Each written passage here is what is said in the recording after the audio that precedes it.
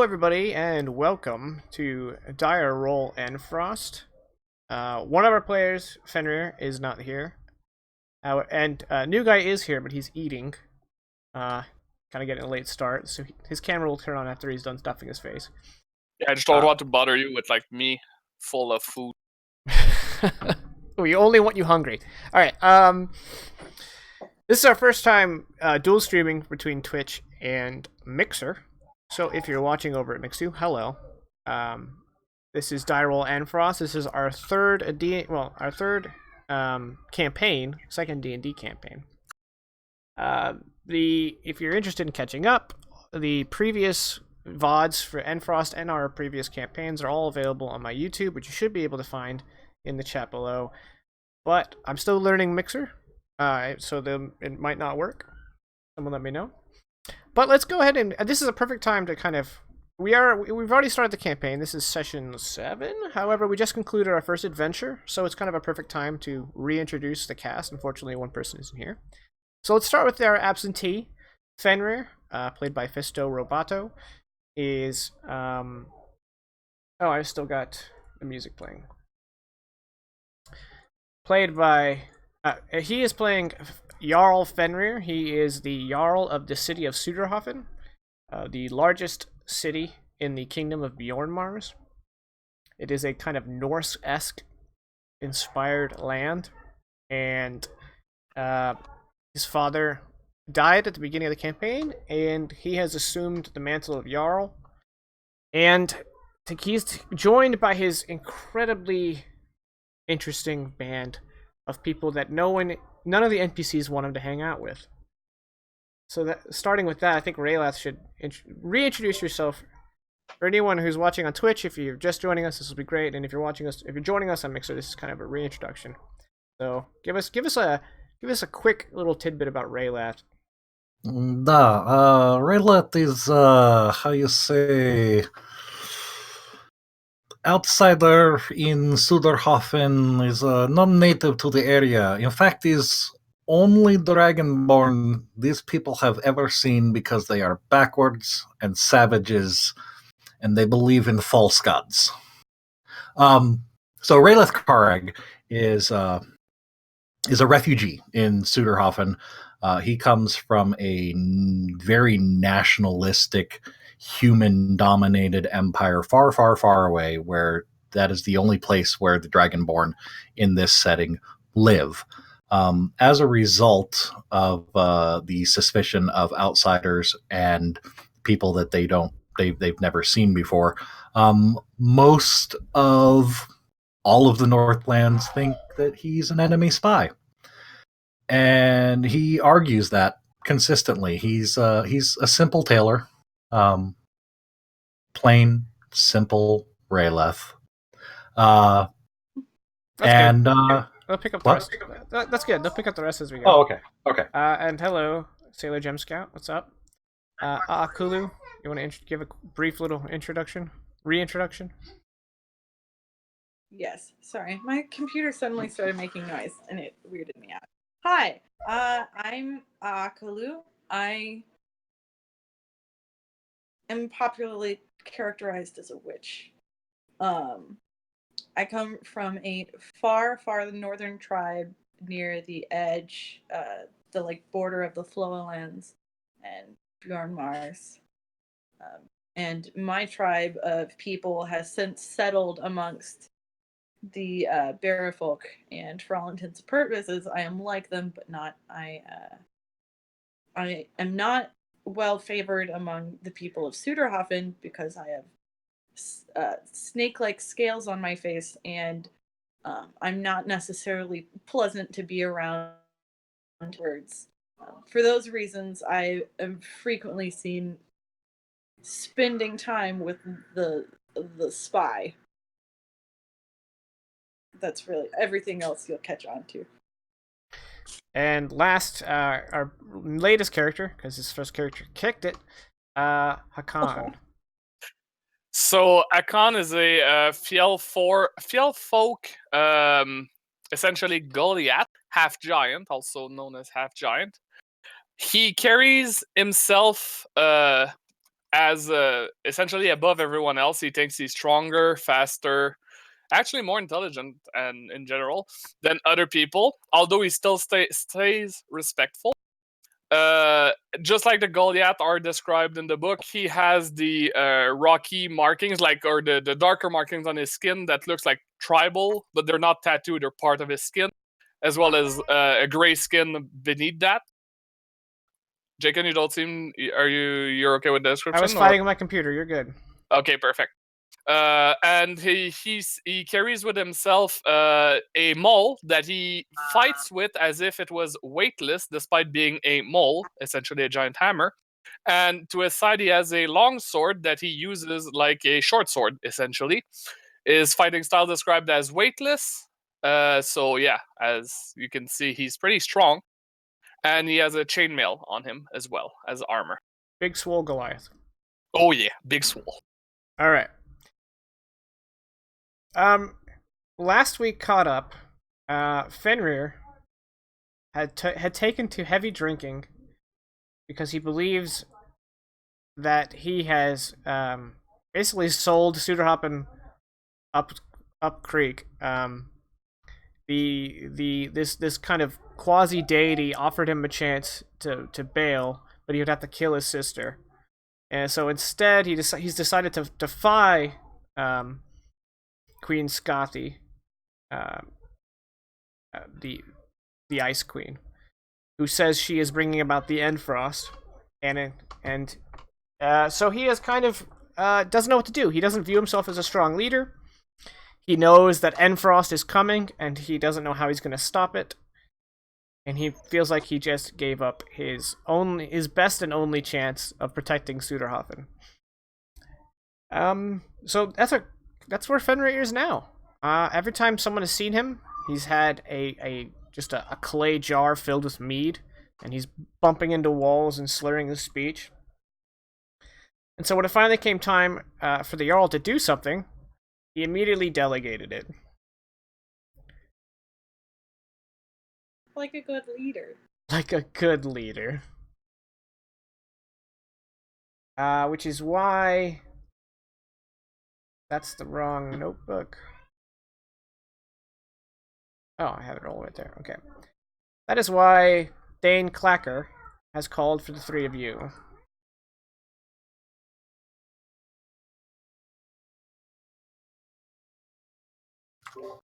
So you guys meet with him in a small room in the castle. Castle Modusbond. And he has a very troubled look on his expression. He's got a round face, big hair, rosy cheeks, kind of on the plump side. Definitely on the plump side. And Thane Clacker says, the Jarl, despite protests, has asked me to give the three of you a very important assignment. I don't know why he trusts the three of you so much, but he is my Jarl, and I obey. So, Good boy.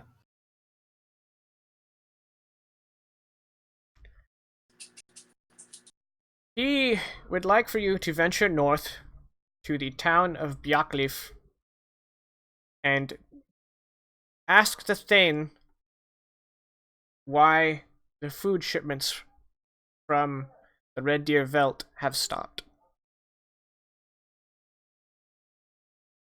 Hello, Sister Buffalo.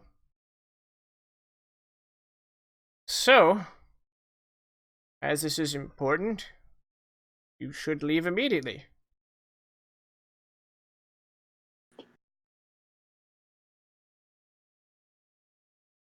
Any questions? So, oh, okay, no questions. No, you can go ahead. I was going to ask, and then I assumed I wouldn't be happy with the answer, so I'd rather not. It's fair. I don't care if I'm happy with the answer. If Jarl Oddmund is there, you can speak. You can try to gain an audience with him. Of course, a lizard man, a fjell folk, and a snake woman would probably be strange wandering around beyond Mars. So I have been instructed to give you these signet rings of Sudurhofn to signify that you are envoys of the Jarl. It's good. We're taking that giant with us. So you said food shipments, Red Deer Welt, Jarl Adman, get answers. Yes. Okay, you probably could have just narrowed it down to that. Okay, well, do you need any Huskarls? Ha! Okay, well, there's horses prepared for you at the castle gates. What was the name of that Jarl? Odmund.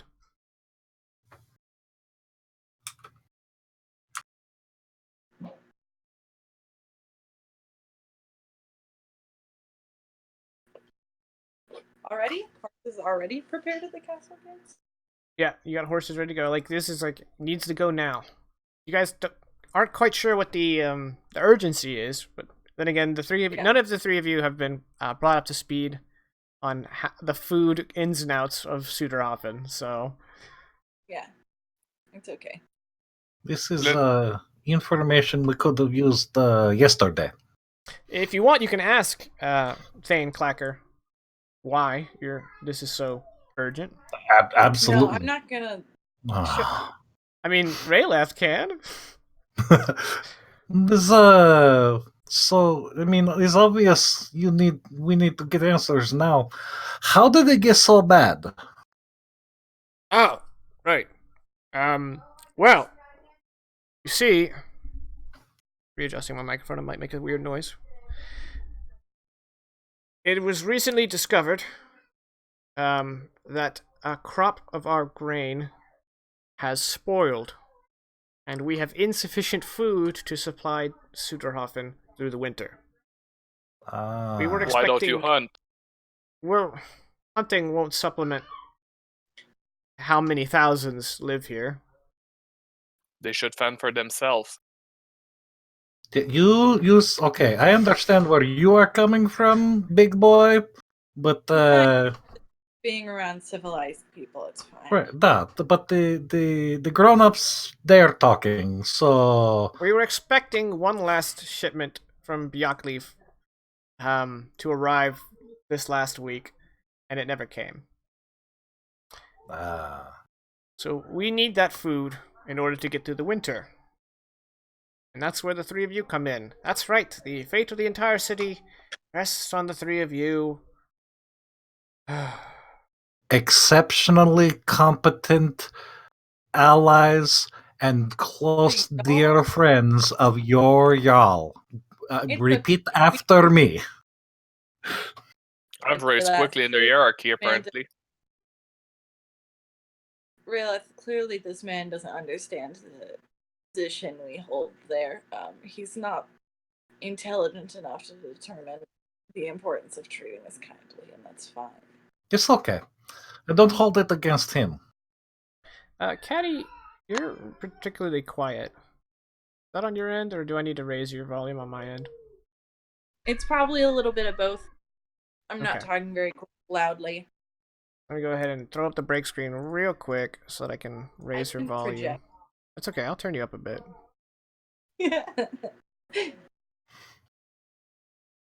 There we go. It's, but Hakan, we shouldn't need Huskarls with us because you are mighty and capable of protecting all of the peoples, da? Yes. Good. I am worth 5 Uskarls just by myself. Oh, good, because I was going to ask for exactly 5. So this works out. This is good plan. I'm glad I came up with it.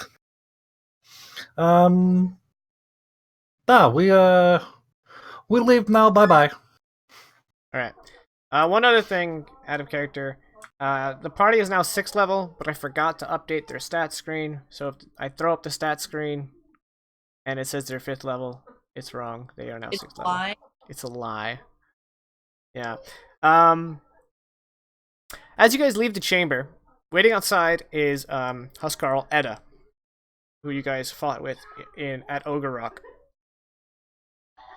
And he says, the Huskarl has heard that you guys are headed north to Bjorkleaf. I've been meaning to give these to the Jarl, but I haven't met him. I suppose, given that you guys are his envoys, you can make use of them.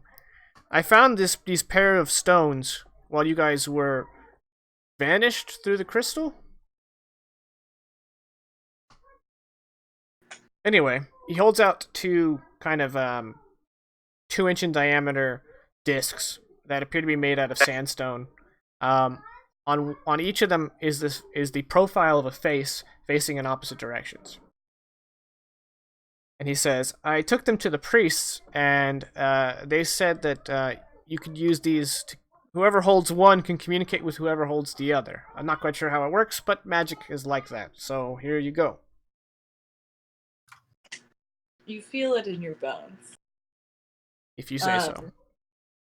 Actually, speaking of, if you would be so kind, Edda, I'm gonna reach into my pack and pull out a jug thingy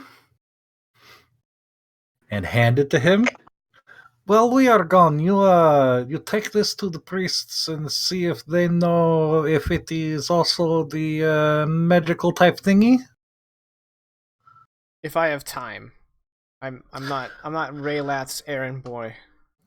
No, I understand that, but you will make time because we are envoys of the Jarl, and this is for the Jarl.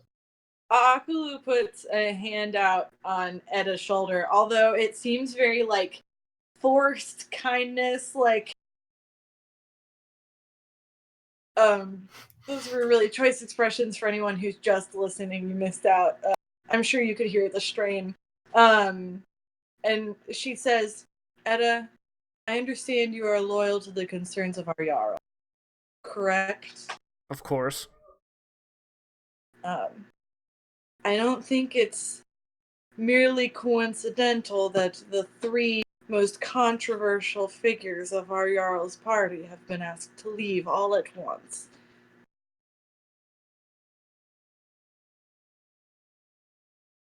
And Away you while cut our out so Jarl hard. is- Sorry, I didn't hear a word of that at once. Oh no.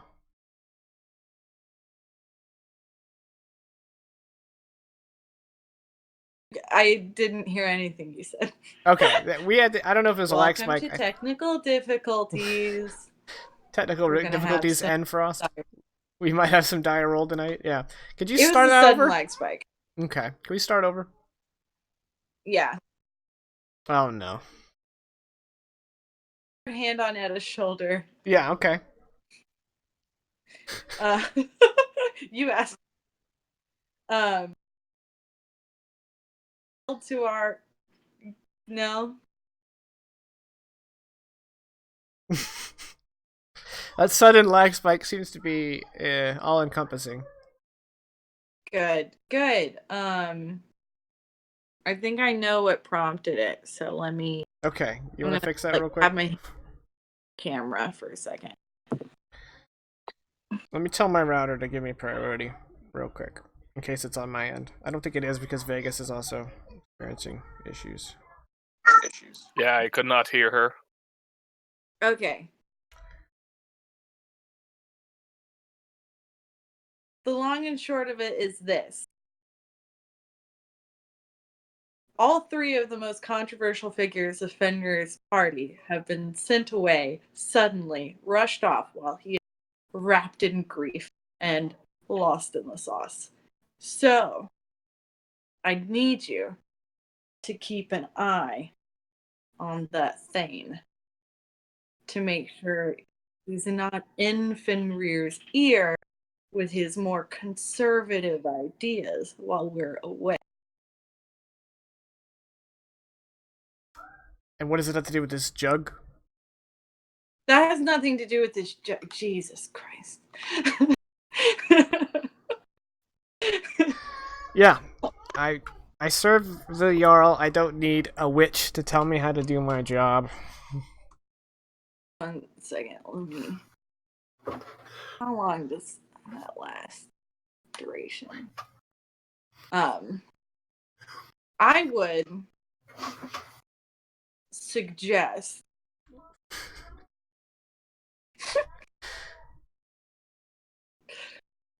that you just listen to me and keep a close eye on the Thane All right. for a little while.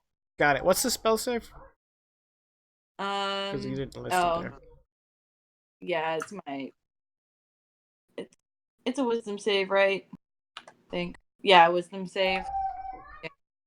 I'm gonna cast it again because I didn't have the save box clicked. Okay.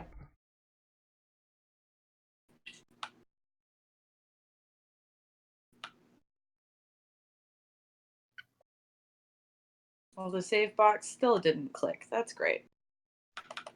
Just scroll up and you can find out what it is. Yeah, I just fixed the spell first too. Sorcerer save. Fighting Spirit as a bonus action on your turn. Here's 14. Does it include any attack of opportunities done before my next turn? Yeah. Till the end of your current turn. No. Okay, thank you. 14. Okay.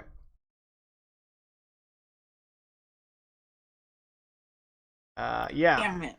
Edda is actually proficient in wisdom saves, so. I don't. I'm gonna.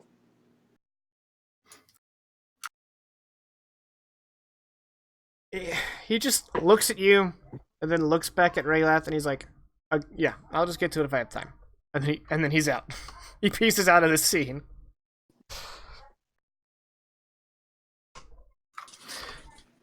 It doesn't necessarily.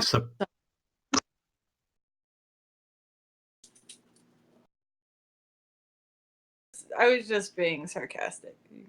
Oh, okay. I was gonna be sarcastic as well and say it doesn't surprise me that I don't like this character considering who the player is. Haha! Got him!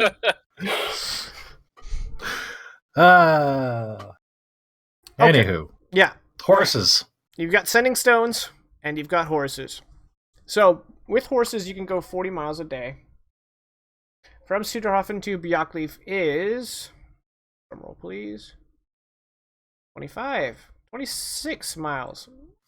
So yeah, you can get there pretty quickly in about 5 hours.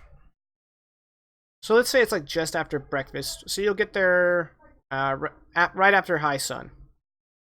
I assume you guys are just gonna get on the horses and go. Hoof it. Sounds like a plan. Why didn't you stop me, Vegas? Oh. I do need to stop you before we hoof it. Yeah, we have a thing to do. Yeah, we can't leave just yet. Okay, before we retcon anything. Yeah. Raylath has to be somewhere. Yep. Yeah, he does. He has to be at the I want to say the Iron Hall, but that's wrong. No, I think that is correct. Oh, okay. But he needs to go alone. I mean, you can try to explain that. I have to, before we leave, I have to pick something up from my shop and then meet with the business associate for a brief meeting. And I will meet you at the gates and then we can go. Okay. Business associate? A supplier for the textiles for which I make the shirts. Like a what? Like a merchant? A textiles merchant? Is that what you mean? Da. Business associate. Someone from the guild? I don't know if they have guild here. It's backwards, remember? You are all savages. Okay, Got him. from here. Well, not from here. Here, this is a relatively large, complicated city. So, be a little sensitive. But okay, but it's not going to look good for your spy reputation if you disappear on our departure to an apparently very urgent mission. No, it's not this. Is not disappearing. Is literally. It's hard to say that word in your language. You've Go to. Yeah, this was kind of sprung on us. Okay. Well, then we'll wait for you. I'll tell you what. I take one of these sending stones, and I be in contact. Okay, you can take one of the stones and leave me behind with the.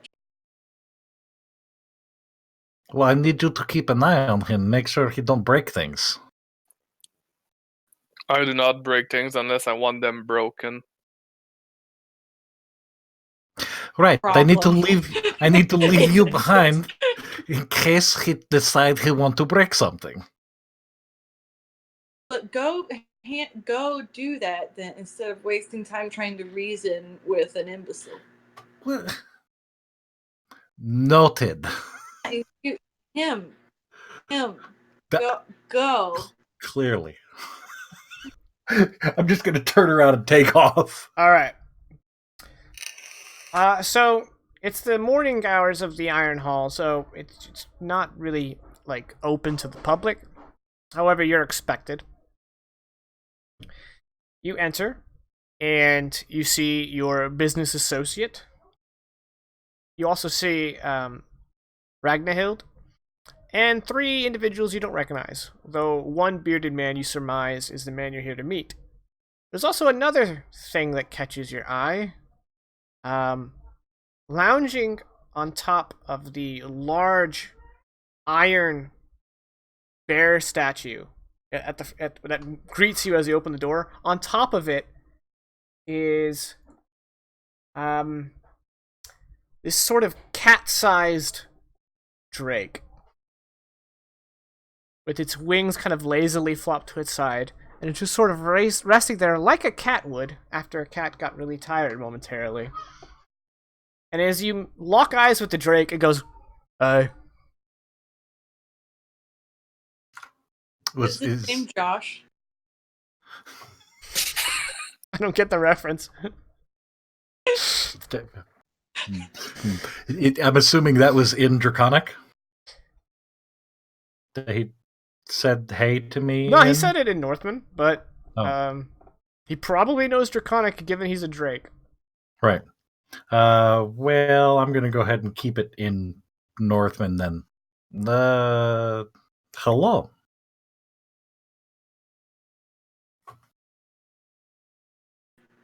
Okay. I have a meeting. All right, man. You do you. Thank you.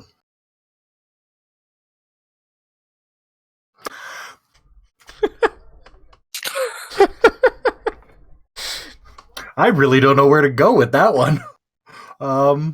Okay.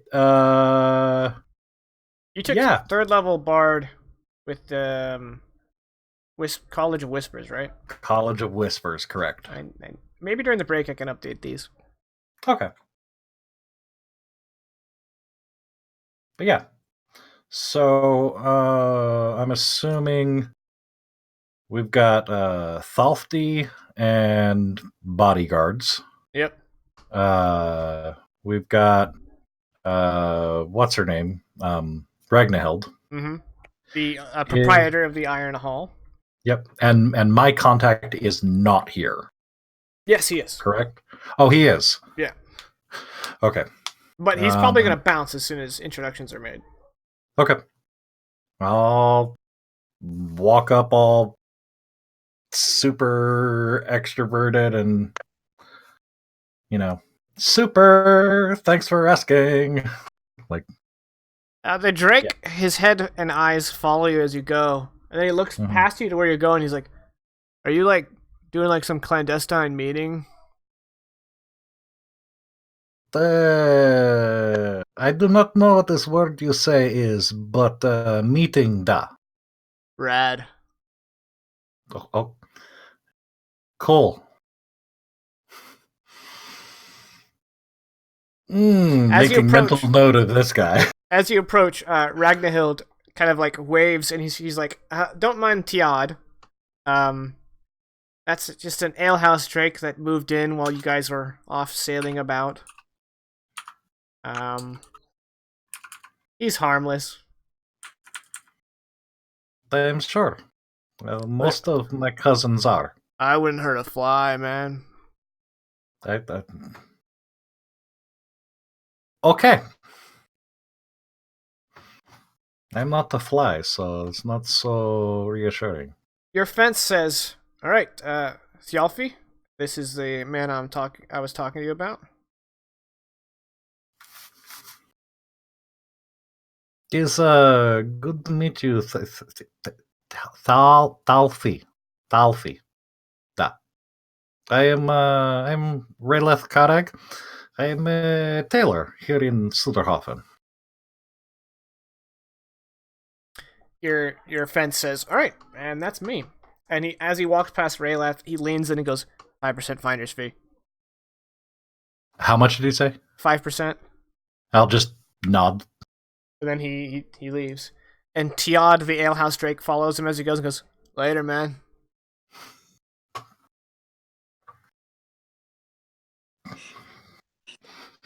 Him. I know I have a new favorite NPC, by the way. Yeah. So Thalfi says, "Our mutual friend says you have a crystal of magical property that you're looking to sell." Da. There's no particular use to me. Is not really able to be stitched into shirts or cloaks, so I cannot sell to my normal clientele. So I look elsewhere. You are interested? It could be, assuming it's authentic. Oh, okay. I'll reach into my bag and pull one of the small crystals from the floor. He snaps his fingers, and one of the two men with him steps forward and raises his hand and mutters some words, and you see kind of like a flare of magic in his fingers as he kind of does one of these.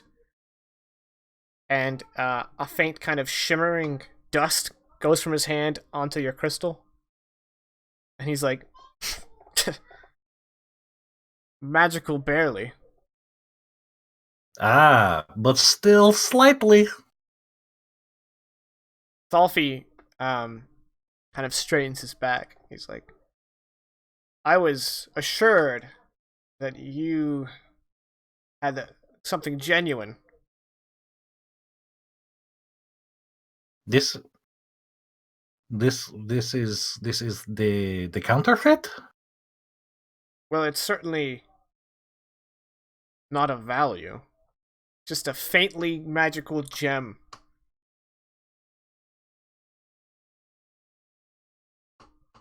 Da, that is what I was selling. Is the magical gem that I cannot use, but someone who wants magical gems could. You have no use for this. None. We were led to believe that this gem had a greater power. Perhaps your Oh. friend oversold it. He liked to do that from time to time. Is part of the business. I mean, I'm sure you understand. I'll tell you what. I might have a line on some. How magical are you looking for?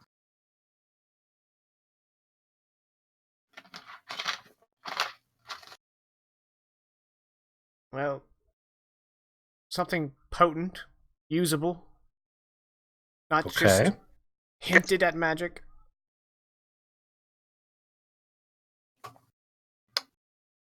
Okay. Is that is really freaking broad, man. Like, can we All right, let me specify narrow some? it down for you. You are in the Thrall's trust, I am led to believe. The Jarl's. We have business from time to time, da. He has a gem of interest to me.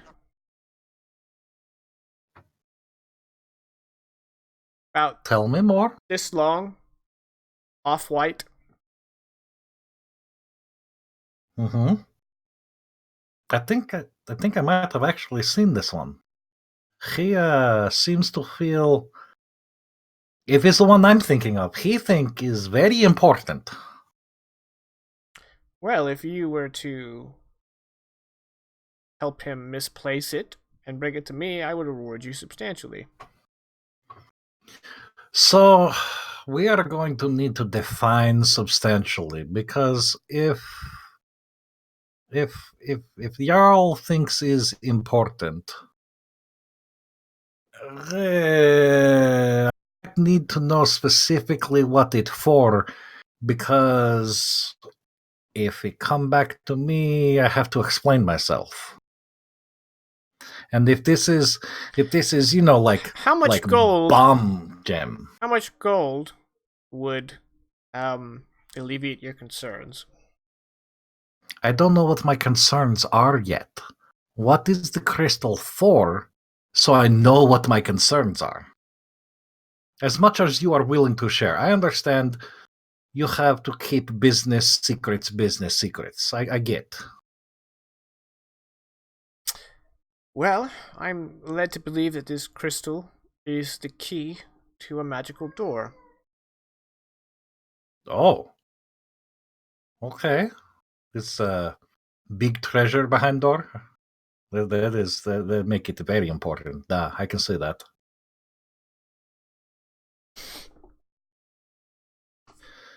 I'm sure big treasure will probably help set you up here after you abandon your title where you come from.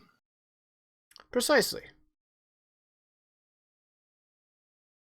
Okay, let me see what I can do then. As for how much would alleviate my concerns, this is kind of big concern. Is if it come down to me and they find I give to you, then they could think that I am trying to set up someone to bring coup against y'all and take over. And I'm sure you have already heard people here already think I make moves like that, which is just completely bogus. Of course. How about 250 gold? Well, considering I was looking for 220 for the little gem, that's that's a little shy. How about we say the 1500 is big concern. Big Is concern. big risk. How about 500? 700 and grant of asylum if needed. Okay, roll persuasion. Actually, in I this have case, that. would it be deception? It depends. Do you actually intend on following through? Oh shit, no. Then roll deception. Yeah. Oh look, I've got expertise in that. I mean, I also have it in persuasion, so rolling deception. That is a dirty 20. 700 and protection if you need it. Da.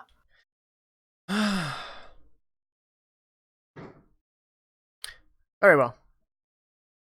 Excellent. Payment on delivery, of course. Of course. Now, granted, is not going to be immediate. I need some time to work this out. Well, I'm going to be in town for the foreseeable future, and you now know how to contact me. Ragnhild, you radiant woman, I assume you could tell me when next we need an arrangement. We can cut out the fourth man. Ragnhild kind of nods her head and she says, "Sure." And if you guys need like a reminder, you can just, Tiad's got you. Thank you, Tiad. Hey, I'm just, trying to help, I Whatever appreciate Ragnahild you. needs. It's like, I'm like an assistant. Okay, And then he noted. burps.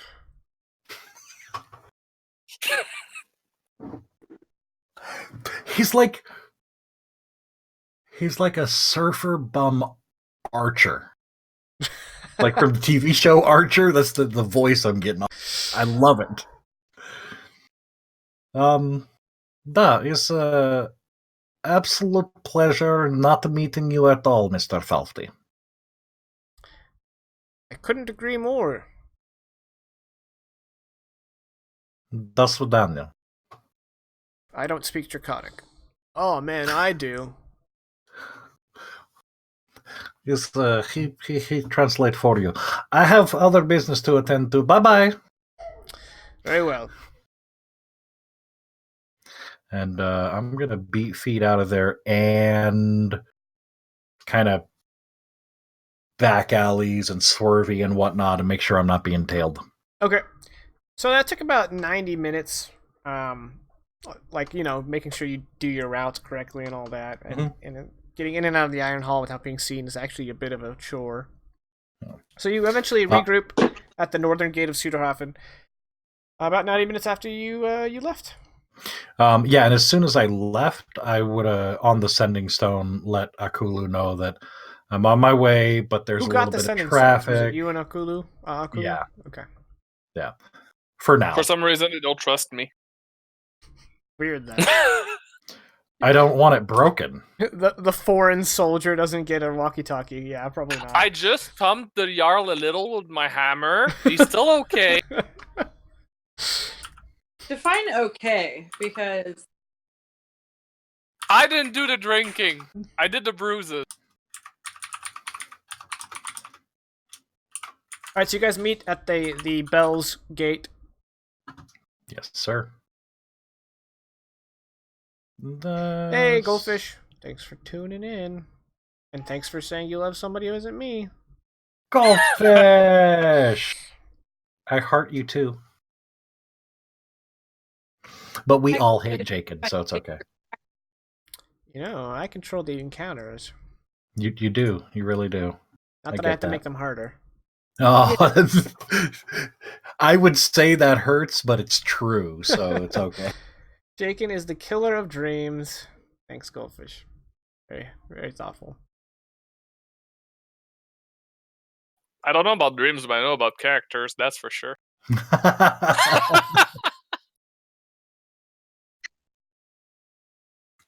Okay. Thank you, Blinky. I'll take that. All right. You guys are heading off. You're on the road.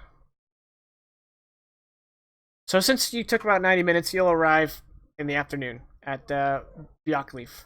I do have to interrupt you super briefly because you just gave a perfect cue for something that I've been meaning to do every session, but I've been very bad at remembering to do it. So, on the road again.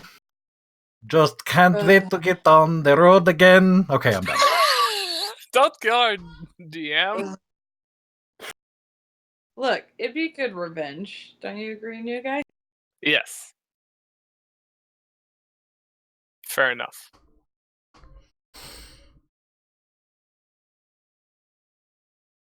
Okay, we get there in the afternoon. Yep. So Björkleaf, unlike Sudurhofn, is just a town. It's much smaller. It lacks a wall, but it does have a fort situated kind of between the two main roads going in. This fort consists of a stone keep and palisade walls. And the palisade walls kind of have like an inner section and then an outer that kind of scoops up. Maybe 1/5 of the town's surface is protected by this wall. And there's no gate to enter Björkleaf. Just kind of walk past this foreboding kind of fortress. Although since you guys just came from Modi's Bond, it seems a little quaint to y'all. Comparatively. Arriving by the southern road, you of course see that the immediate buildings are like inns, taverns, and then an open marketplace, like maybe 200 feet down the road. Do we know where the like primary audience place for the Jarl would be? Well, typically somewhere within the walls of his fort would be a hall, and that would be where he would receive guests. So Raylath, should Da. we jump all of the exhausting asking around for whatever merchant responsible and go straight to the tower? Straight to Jarl. We have the The signets. ring? Yes. We have the signets, we have the mission, and if anybody don't like, we just throw Hakan at them. Yeah. That would be hard So to we lift. towards the fort, ignoring Hakan's great comment. Nothing goes Nothing over my goes- head. Nope. Yes! Yay! Help. All right. Since last season, Vegas and I have been killing it on BFF goals. You have to be killing something. Look, you're the one who's been doing all the killing. That's true. I think I'm winning on that front. Yeah. Hashtag winning. How many players have you killed? 0. That's what I thought. All right. Yeah. So you head to Yet. the fort, and the outer wall. The gates are open during the day. There's like about 4 guards at each gate. There's 2. And yeah, the gates are open and traffic is moving freely. But as you guys approach, the guards step in front of your path and hold out a hand for you to, stop. I hold out a hand with the signet ring. One of the guards walks up to it and looks at it and looks at you and he's like, "What's that?" We are here on official business from the Jarl of Sudurhofn, so step aside, please. How do I know you didn't just kill a Jarl's envoy and take his ring? Well, then why would there be signet rings? Well, why would a Jarl give it to a weird fish-faced lady? I don't know. Would you like to find out why the Jarl might trust me? And you're accompanied by a Fjellfolk and a whatever that is. Yes. Thank you for not saying lizard. I appreciate you. One of the other guards steps forward, and you can see he's white knuckle holding his spear, and he says, That's a dragonborn of the Naaman Empire. They're shock troopers, fierce warriors. My grandfather fought them in the Great Raid. Yeah, so you see we're interesting, eclectic, powerful. Why wouldn't a Jarl have those people on his side?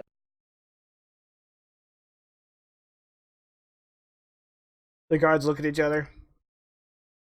Okay, well, you have the signet ring. What about the other 2? I'll show mine. As will Rayleth. The second guard says, well, I mean, they probably didn't steal 3. And the first guard says, all right, proceed. They step out of your way. We continue inside. They step out of their way much in the same fashion as most everyone else steps out of your way upon noticing you. Yeah. Very much like, I don't want to have to deal with this. Yeah. And whatever works. Alright, you approach the inner wall. These gates are open, but there's not traffic moving freely between them. And once again, you see a cadre of guards posted at it. Huskarls. I'm gonna pretend to take absolutely no interest in them and continue walking until they try to stop me. It does not take them long to be like, whoa, whoa, whoa. Signet ring. How else could we have gotten through the first gate? I don't have to deal with this. They've got rings. Let me see the ring. I show the ring again. Ah. Sudurhofn. Yeah, the Jarl did say that your Jarl kept strange company. Come, I'll take you to the hall. Thank you. Finally, some good fucking service. Let me speak with your manager. Listen, Karen. No, it's like that picture of Gordon Ramsay. Just looking disappointed and stressed. What are you? What are you? Idiots.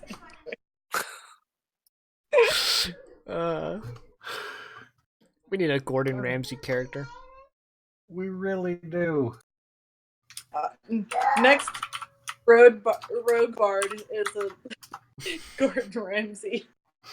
Alright. So he takes you to the hall. This is a big wooden hall. Very ornately decorated. With knot engravings going along the beams and around the door frame. And he opens the door, and the three of you kind of march in behind him.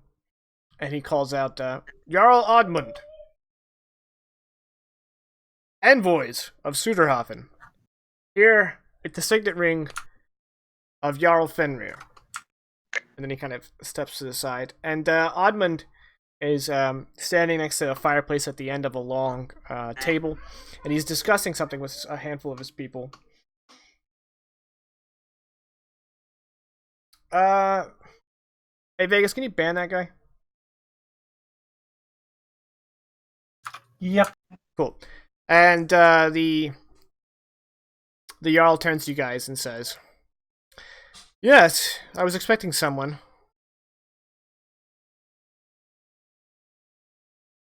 Why would you have expected us preemptively? Well, no doubt this is about the shipment. Yes. It was my hope that maybe the fact that it hadn't made it was a surprise. No, it was a conscious effort. Come, sit. I'm sure you're hungry. I'm gonna approach the table, but I'm not gonna sit down. Not gonna eat. Okay. Well, he sits down at the head of the table. And he says, we've already had dinner, but I'm sure there's some more meat left on the boar.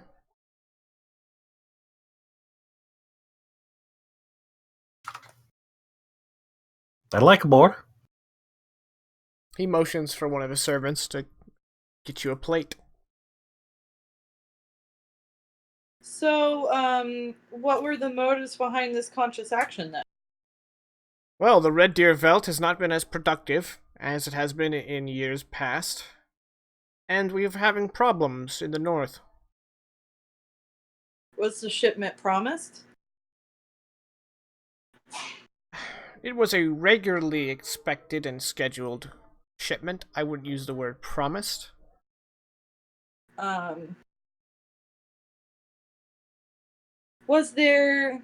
Is there recompense for this shipment usually? Pardon if I seem ill-informed. It's rather that I'd like to make sure that you're on the same level of understanding here. Of course. Um, Yes, of course. We trade for goods and coin. But in this circumstance, there was no shipment. We were not paid, and that's the long and the short of it. There was no shipment. See, that's a really funny way to say that. There was no shipment, right, Rayla? Is the intricacies of the language I may not be understanding. Explain again. Well, there was no shipment. It implies kind of a lack of purpose, a weakness of backbone. It's devil's advocate here. Is it possible that when he say there was no shipment, he mean literally there was no product to be shipped? Is that the case? Well, it's all something called the passive voice. He's indicating that it's nobody's fault. It just happened. And we're No. here to find out whose fault it is. He did mention trouble in the north. I know, but that's And you would know all about that, wouldn't you, Fiel folk? What do you mean? Well, your people have attacked Castle Northgate and the Footkeep. My men require not only weapons, but provisions in order to withstand prolonged attacks from northern aggressors. As such, we didn't have enough grain to deliver to Sudurhofn. I was not aware that there was any pressing need. The final shipment of the fall is usually excess. Oh, okay. So, no, I think I understand now. So the last shipment, you always check beforehand, and whoever is in charge of receiving shipments tell you, "Hey, thank you. This one's going to be excess, and we appreciate it. We pay you." So you check every time, da? I'm not in charge of Sudurhofn. I'm in charge of my Jarldom, and my Jarldom needed the food. Okay, I understand that.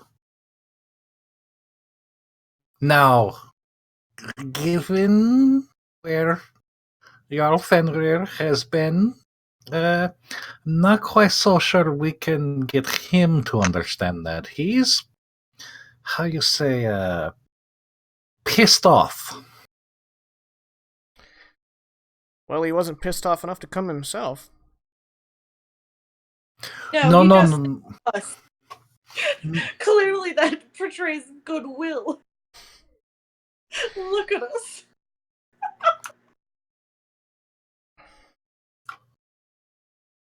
It's there is a saying for what we are, what we represent, where I come from.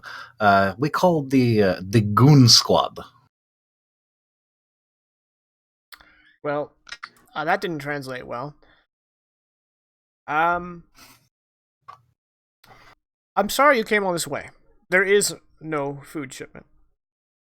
Which is why you've offered us a seat. Well, of course there is food here, but there's none going south.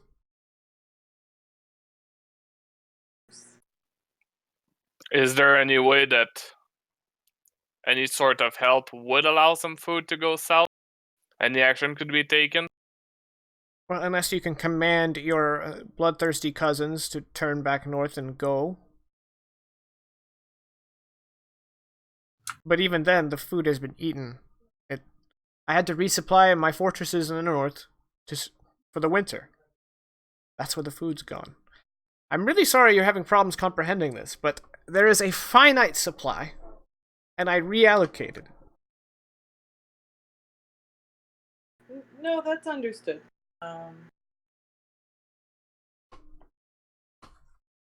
I'm intrigued by the decision to reallocate. Well, fortunately, I don't answer to you. So, you may sup at my table, and then you may find an inn if you wish to stay the night. Otherwise, I look forward to when you leave my town. I'm sure. And as he says that, one of the servants kind of like meekly, like, "Oh, Daddy and Mommy and Daddy are fighting," kind of like puts a plate in front of Raylath.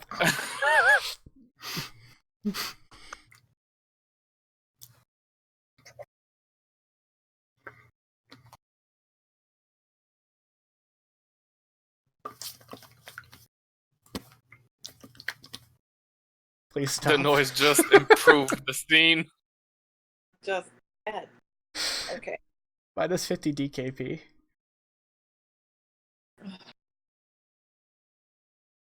The noise without context was probably very interesting too. No, we're just gonna sit and let Raylath eat, I guess. Well, I'm not sitting, but Raylath at one point will half-eaten piece of meat, no fork, nothing, just kind of hold it up and offer Akulu some. no thank you. Hakan?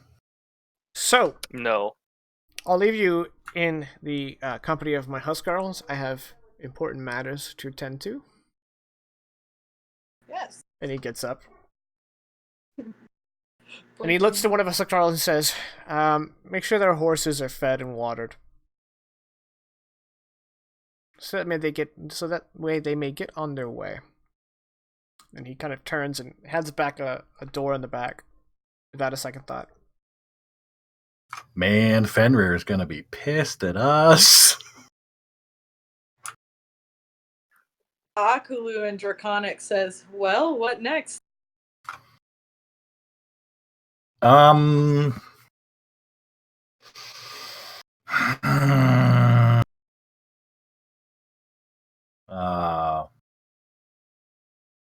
I don't think it's necessarily in anyone's best interest to start an immediate conflict with someone so close to home. Yeah. Hakan might have the right idea. I mean, We could try to handle their problems, but even then, he said himself that the limited supply has gone. We could try to discreetly lower demand. I don't think that'll work super well. What if? Okay, so we help with the issue. So where the reallocation, obviously reallocation has already happened. We can't fix that. But if we help with the issue to put them in our debt, right, and they might be able to then acquire some more from debtors debt. Okay. It's worth looking into. It is. Would you explain this in Giant? I don't know the filthy language. I could do that. And then Rayleth will turn to Hakan. Okay, so what we're gonna do is we're gonna go and we're gonna help them beat up your friends so that they don't need, I mean, they still need the food, but then they don't need the food as badly, and then they can help us find some other food somewhere else, right? Sure, I don't know why you switched language earlier. I don't know what you didn't want me to understand. I speak Northman as well as Giant. Actually, is Hakan down to go fight his kinsman? Yeah, that's my main concern. I was gonna frame it differently, but Hakon hasn't said it, but he hopes he can convince them to just either hold off or fuck off. Either hold off or fuck off. New episode title.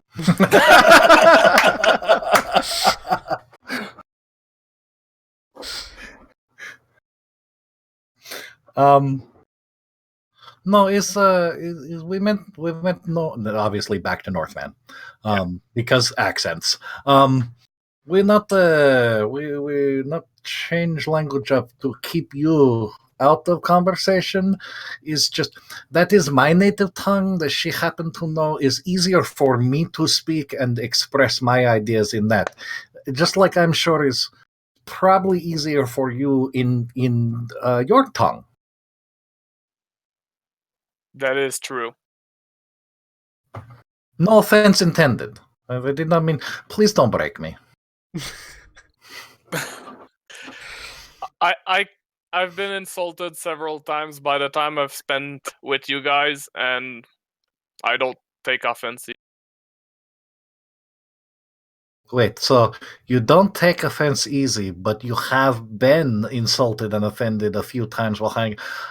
Thank you. He's insulted, and he's chosen not to act on it. I was trying to. You step all over my punchline. It's fine. I'll figure something else out funny later. It's okay. Yeah. No. I'm sorry, I don't hear. It was very quiet. What? What? Um. Wait, we Okay. got Goldfish Buffalo and Twitch, and Sister Buffalo and Mixer. What are the odds? Yeah, I noticed that too. Buffaloes everywhere. I hear they are going extinct. It's lies.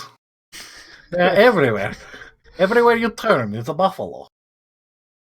I think so. I just to clarify amongst the party, our plan then is: are we just going to crash the night here and then head up north and scout that out and see if we need to intervene personally? I was just. How late in the afternoon is it? We showed up in the afternoon. Well, let's say it's like 3 p.m. And the horses probably need some rest. They could probably make it back to Sudurhofn after eating. But we're not planning on going back to Sudurhofn. Okay. We were going to, like, if we wanted to scout out the little northern area, how far away would that be? Or could we just, like, do recon here? I don't remember how to grab a ruler. On the left-hand side, you'll see Well, you use your some fingers. options, and one of them is a circle with the ruler sticking out of it. Click on that, and then you click and drag. Oh, okay. Behold. He mentioned Northgate, And Castle Footkeep. Northgate, Yeah. and Footkeep. So it's another day's travel minimum to Footkeep. Minimum. Footkeep is the shortest distance. And that's as the Yeah. crow flies, yeah. Right. So let's.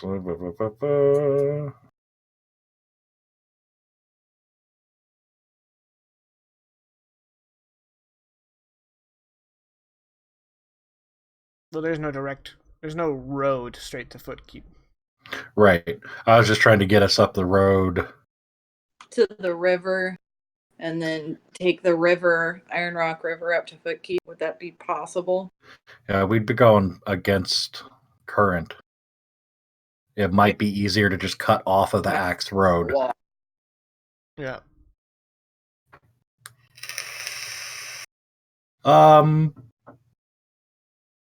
That's a bit of a trek. Wait, he's the Jarl in charge of Footkeep? Yeah, from basically from Castle Northgate all the way down to the woods around Sudurhofn, all of that is his domain.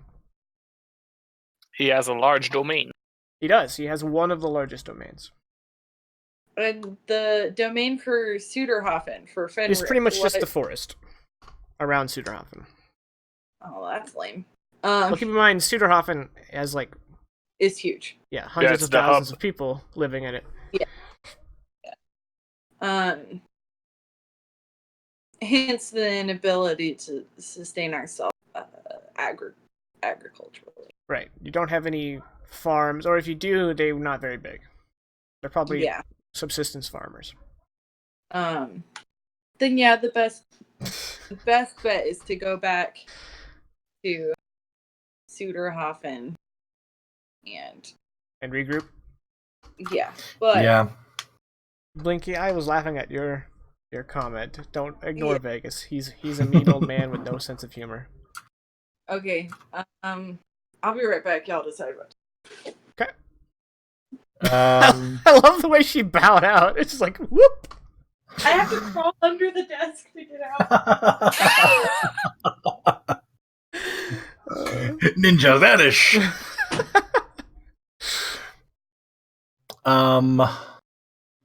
Yeah, I honestly regrouping back at Sudurhofn, checking in with some military folks there to see if any Huskarls can be spared to head up there to help out. checking in with other sources of information to see if we can find out what the exact situation is, etc., etc., etc. Okay. Any objections, Hakan? Not really, and I would like to propose another possible avenue that we could explore. Da. I'm assuming this town, Sudurhofn, do not get food from only one source. Maybe one of the other sources can provide additional. I do not know how the Berefolk food transport system. Is complex. Jakin, what would Rayleth have determined about supply lines in his time in Sudurhofn? Roll history. Okay. History. I have that. That's a thing. Where is it? There it is. That is a dirty 20. You gotta stop rolling these, though. That Gotta is a get back 20. at you. All right. So the city, because it's surrounded by a light woods for many miles around, its primary food source is comes from there are farmland immediately outside of the walls of Sudurhofn. In fact, let me go ahead and show y'all. So you see all that cut land, that tan on the map. There'd be a lot of farms there. Okay. So that would produce maybe enough food for 20% of the population. And then you've got fishing, which covers another 10 to 15%. You might want to actually move us over there Did because I? we're still, I yeah, we're not? still looking at the world map. Ah, I goofed. All right, there you go. Okay. And then hunting is probably another 10%, and then the remaining, over half is imported food. Okay. The two cities of Bjornmars are the only places that import food on the regular. And so they're each supplied by the closest, fertile land. You guys are supplied by the Red Deer Veldt. The other city is supplied by the Fertile Valley. Okay. So food shipments are a big deal. They're important. And which is why you guys always get more than you need. However, you guys, at the beginning of the campaign, you may recall that the entire country of Bjornmars is dealing with overpopulation. There's too many mouths to feed, and there's not enough production. Right. So one obvious form of subsistence is raiding. Hence the raids in Basically, the pre-campaign. Right. Basically, every jarldom, if one bad thing happens to their food, like you have diseased and spoiled grain, then they are screwed. There's not enough food to go around right now. So the Red Deer Veldt, they had problems in the north. Suddenly, they have barely enough food to get by. You guys had a bad crop, and suddenly you don't have enough food to get by. That's kind of the state of the entire country right now. So it sounds like we need to just start raiding everybody. Yeah, I mean, that's the Northman way. You don't normally raid fellow Bjornmars, though. Bad form. Bad form. Well, I'll just not worried about that. needs be. You either starve or kind of offend somebody. I think coming in there and stealing their food would be a grievous offense, but what do I know? Well, if they're dead. Hadn't thought about that. So you're saying if they're dead, it's only a minor offense? Well, if they're dead, who's around to be offended? Tree falls in a forest. If you conduct a social faux pas in a pile of dead people. Well, I'm not gonna debate the finer points of information spreading with you, but it sounds like you guys are gonna head back to Sudurhofn. Yeah, that was the original plan, I believe. Are we heading out immediately? I would rather gain some information here first. Okay. Goody. if you wanted to do any of that, Yeah. some I make more waves than you do. Yeah, let me Jakin, I understand that the background feature specifically says that I've got a contact where I live, but could I use the background to get in contact with some fellow reputable merchants in the area? I think that'll like put your foot in the door, but a skill check would probably be needed to Okay. ease that in. Probably just a persuasion check. Persuasion. That's a thing I have. That's a 12. Yeah, I mean you get some merchants who maybe one is open to discussing with you. Well, shit, now I don't know how to approach this. I mean, we could just black market some food into Sudurhofn. Well, you were gone while I was explaining the state of things. There's really not any food in Bjorn Mars to go around. There's no surplus anywhere to be found. I caught the tail end of that. Okay.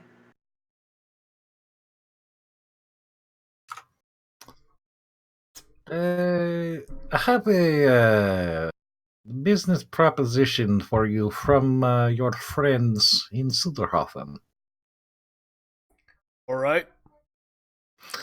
We are looking to acquire some more detailed information on the current political situation and the strain of the current agricultural situation and how those two meet. Okay, give me another persuasion roll. Okay. This is to determine what information he has. I'll base it off of your roll. Okay.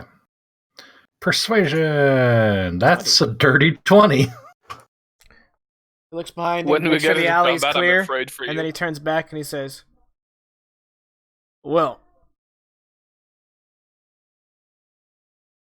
the food situation's pretty tight. We've got Fjellfolk raiders in the north, but there's also talk of other creatures from the Frostvale crossing the mountains. Now these are just rumors at first, but I know a guy who's got first-hand experience and proof." He has like physical proof. Yeah. This what kind of evidence we're talking about here? Well, I couldn't show it to you now, but at the time he showed me a dead body. Okay, so incursions from the what kind of creatures from Frostvale are coming in? Snow goblins, mostly. Ugh.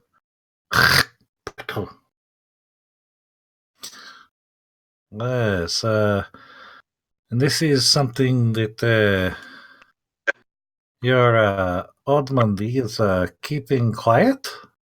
Because we've not heard of this at all. Like I said, it's rumors. Not everybody's got the proof. But the Thane of Northgate has been asking for reinforcements for a month now. And has not received? Oh, the Jarl sent him like 20 men. That is a pittance. Well, Jarl says he's got a lot of surface area to cover. He also has a lot of men to send around, has a lot of men to feed, hence our current situation.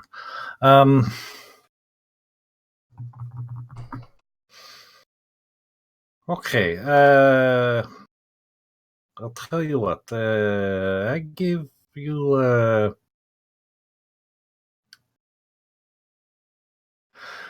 you reach out to me when you have need to, find buyers in Sudurhofn, and I will set you up. Actually, you can settle right now. How so? Well, we've been hearing a rumor, and I wonder if you can confirm. Ah, okay. you've heard that the new Jarl of Sudurhofn ain't like his father, and that you know, the inroads are perhaps a little safer. I would agree that the current Jarl is different than his father.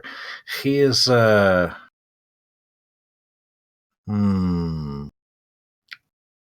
much more dangerous. He keeps around him. He keep company with a very representative group of friends. He has his ear to everything. Is now this is not to say that he's not open to discussing business opportunities or overlooking business opportunities if it benefits Sudurhofn in the long term. But I would say be careful, and if the decisions to test the openness of these roads become too much for you, you reach out to me, and I will make things happen as best I can. All right, because things are starting to come to a boil here in Red Deer Veld. Huskarls are getting kind of like a frenzied look in their eyes. Things that used to be punished one way are now punished much harsher. Everyone's getting on edge. You hear about farmers being attacked. Castle By Northgate under siege. Footkeep dealing with attacks. Things are getting crazy. A lot of us folk in our kind of circle are thinking about headed south, and we're not the only ones. Traders, woodsmen, everyone's thinking about Sudurhofn. Yeah, grass is greener, right? Yeah.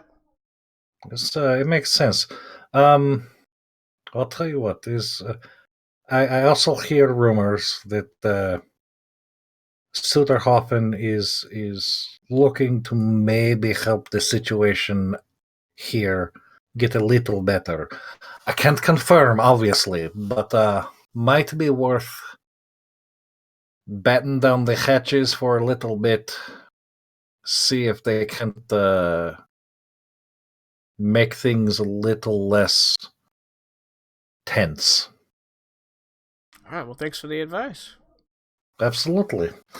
Again, you look me up if you come in. I'll make you a very nice shirt. I think I will do just that. Da, do swadania. Bye bye.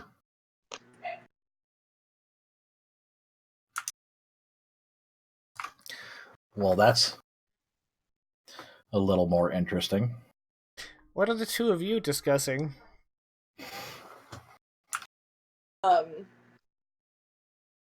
So as we're waiting around for Rayleth to do his thing, I'm assuming he continues to hold the other stone.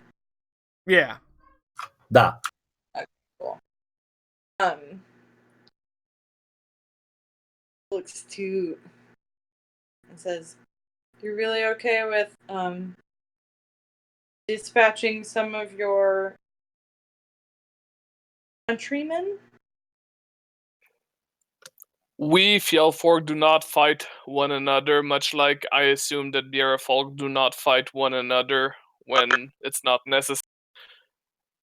If it comes to that, I'm hoping that blood to blood I can convince them to relent, slow down, stop, choose another target. And if they're not amenable to open discussion, as long as they're not my mact, is that the proper term? Yeah, as long as they're not my mact, my hammer might hit a few heads. Who knows? As long as they aren't your what? My mact, my clan, my family. You know, I'm sure it doesn't look like the Barra folk fight each other much either. Um, it's similar if they're not of the group, might be forced to take up arms. You know, you won't just traipse off with what, because while they may be different from you, they're less different than we are.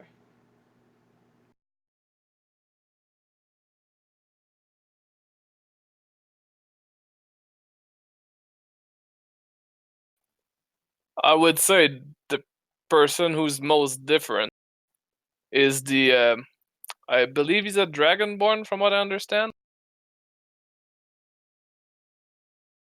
Yes, no, I understand. Yes, he's very different from you. I'm saying, what is our assurance that you tuck tail and run? I would never run.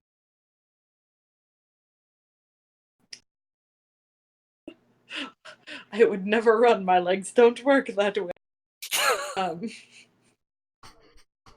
It's like my toddler. Yes. Whenever he doesn't want to go somewhere, he's like, I can't, my legs are broken. He's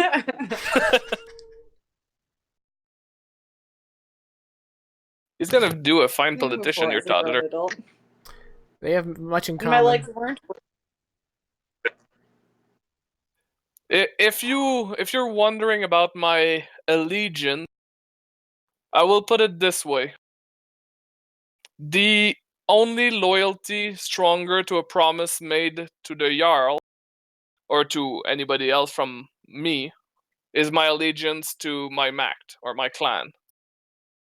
Beyond that, I do not lie, I do not hide, I do not seek to fight you. Currently, I'm just accompanying you. You don't have to worry about me fleeing, about me turning my back on you, or attacking you from surprise. That's not what we do, Fjellfork. Well, yeah, I knew that. And as long as I'm with this group, anything that I'm missing the word. God damn it, French! Don't do that. Wow, my brain's not working. That is a threat to this group. Is also a threat to me, and I will fight alongside.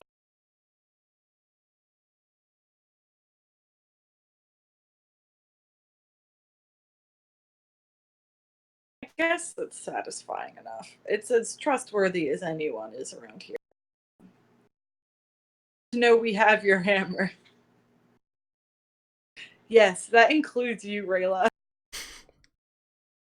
No. Speaking of Raylath, I think about that time you'll be done with your conversation. So if you wanna, open hailing frequencies. This thing is on, Doc. Don't do that. Oh God! Hold it further away. I imagine if two people with sending stones get too close, you get the feedback. Yep. We have some more information. It's probably best if we get back home with the quickness. I'll fill you in on the. Okay, we're by the horses, so we're waiting on you on that. Oh, okay. I'll be there in like yeah, soon. Lambstail? Yeah, how many shakes of the dragon tail is yeah, da. I'll be there soon. Dragon tails. All right. So you guys are gonna ride back to Sudurhofn? Yeah. And I'll fill everyone in on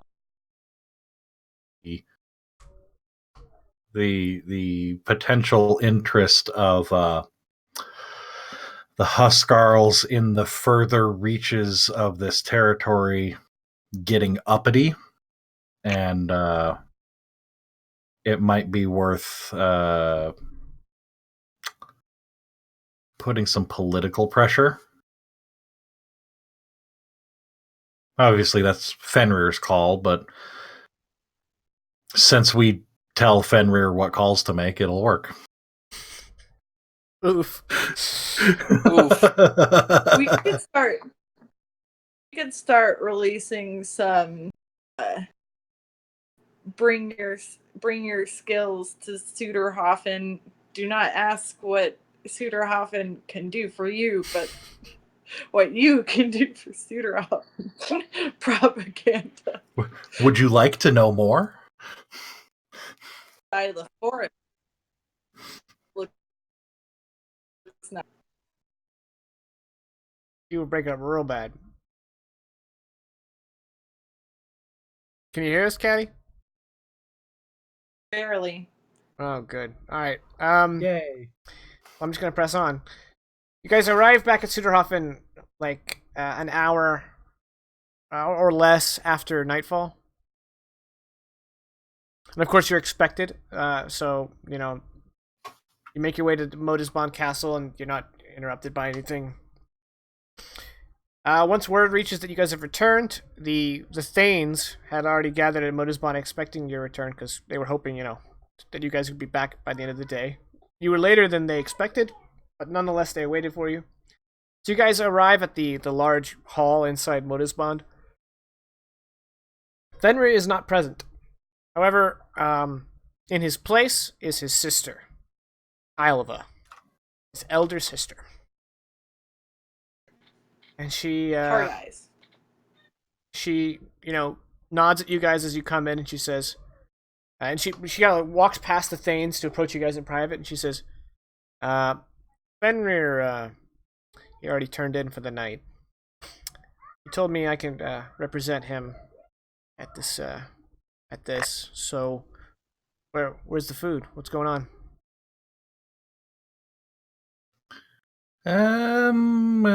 It's a big story.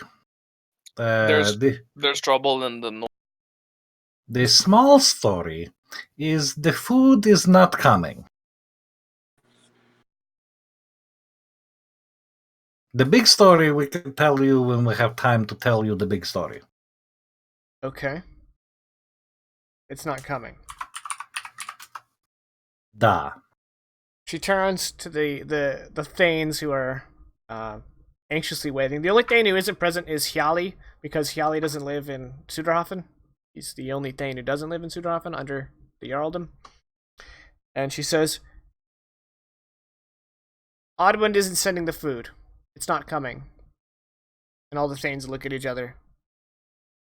And she motions for the three of you to sit, and she starts heading to the head of the table.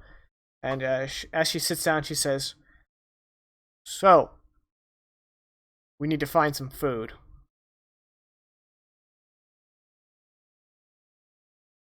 Brief aside in Draconic. There are two things to consider. The obvious path.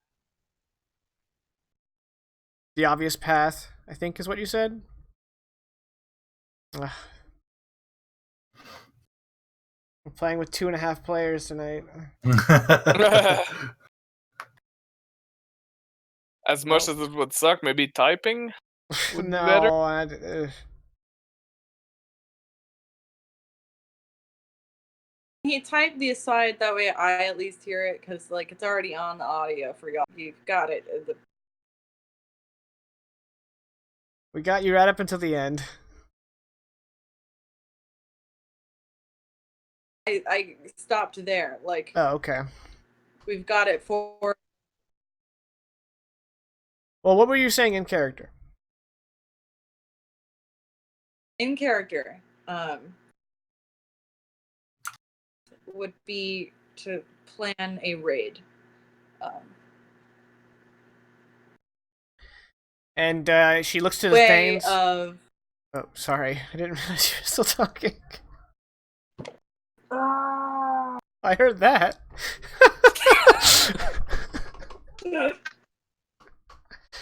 This sucks.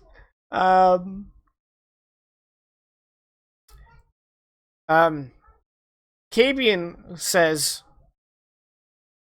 Well, we'd have to do a raid by sea, and the last time my father and the late Jarl Einar raided Harkt by sea, they found that the Malud folk were more than ready. We've hit them too often. And then, Have we? go ahead.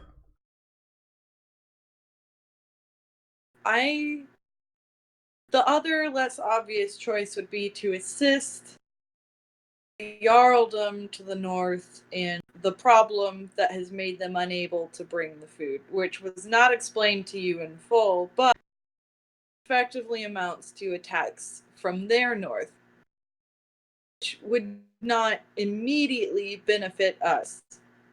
What would benefit us is command.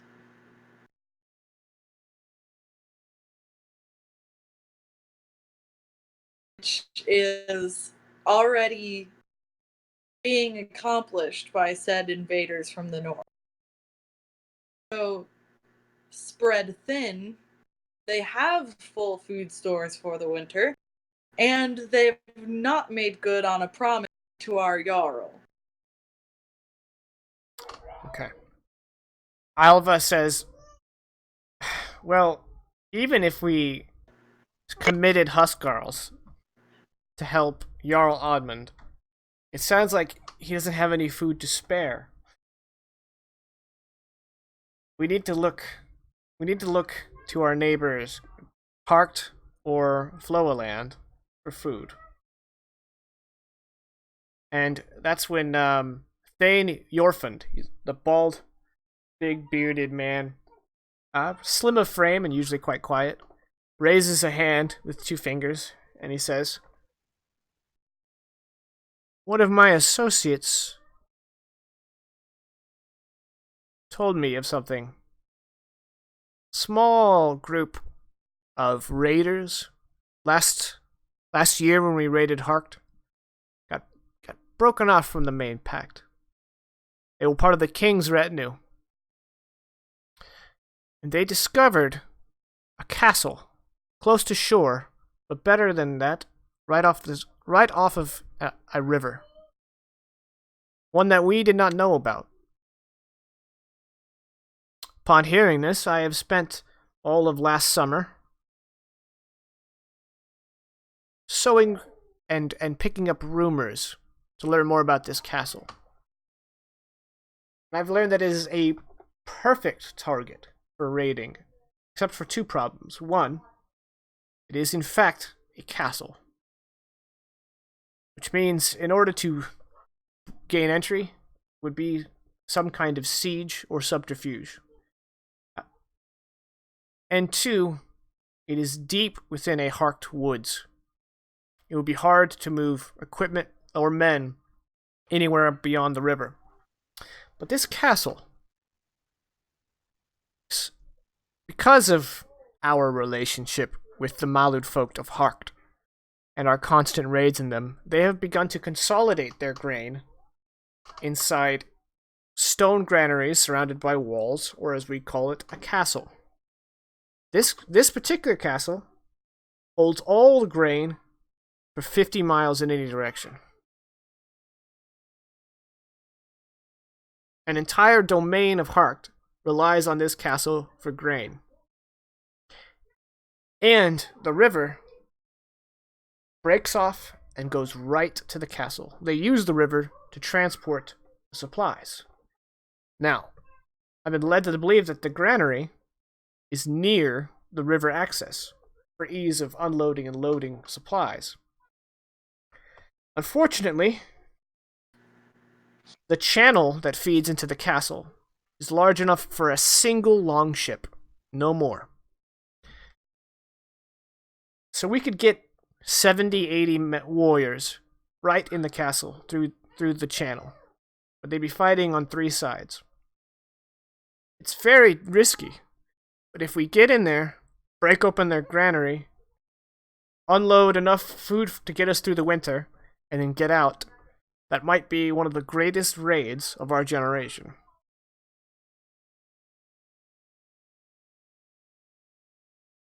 And Ilva thinks about it. He says, Caddy, yeah, I saw your mouth move. It's just a joke about pinatas. Keep going. Damn it, now we'll never know. Alva says, 80 men versus a castle, and no doubt they're prepared to defend the channel. Seems really risky.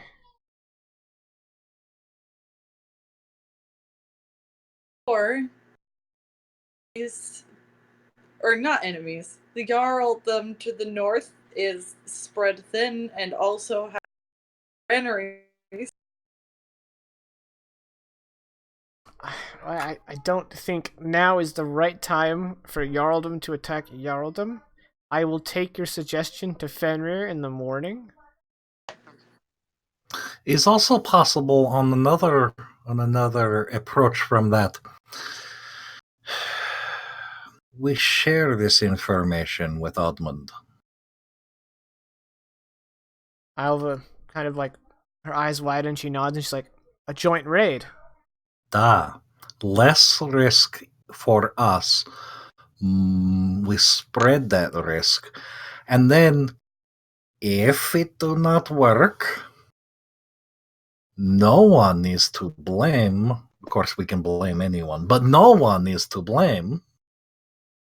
Yorfun again raises his hand. He says, even if Jarl Odmund joined us in the raid, could still only get one longship into the channel.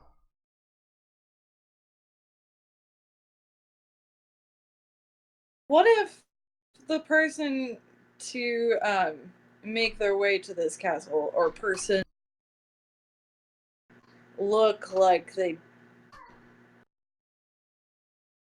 were so suspicious that they weren't suspicious? Well, this castle is supposed to be a secret. They're not expecting merchants. Anyone who sails up that channel that isn't one of their ships, they're going to assume, rightfully so, that it's us. Okay. So that makes sense. So we share this information with Odmund, but only some of it.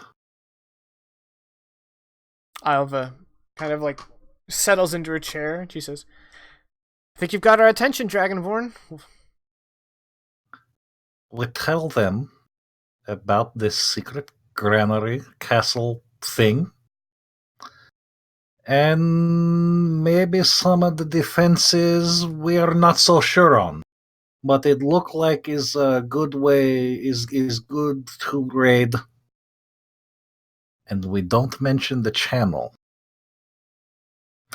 They draw forces attention. We go in via the channel.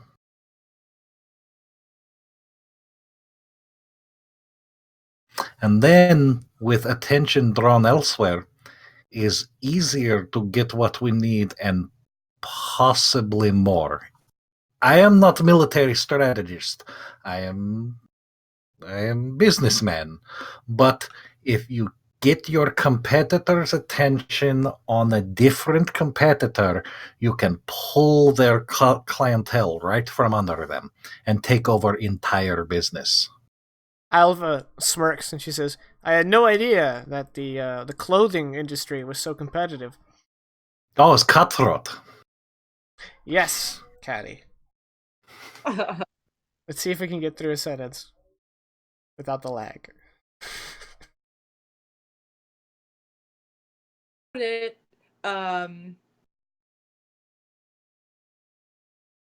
change to that plan. Maybe we don't tell. Maybe someone happens of the things we know. You guys see something you've never It's like seen. that, you know? Granted, you don't hang out with the Thanes much, but Yorfin kind of smiles and he's like, I like that. And Clacker, rosy cheeked That way, if Clacker. things go wrong, Clacker kind of like he doesn't slam his fist, but he kind of places a closed fist on the table and he's like, that's not our way. If we invite Jarl Odmund, even if we use him as a distraction, we should still share the plunder. He would commit Huskarls and raiders, just as we would. Dude, we could do that. We can come in and be like, oh my goodness, you heard about this too? And then But if things don't go well, I don't want him to think we're off, weak, or starving. Susceptible.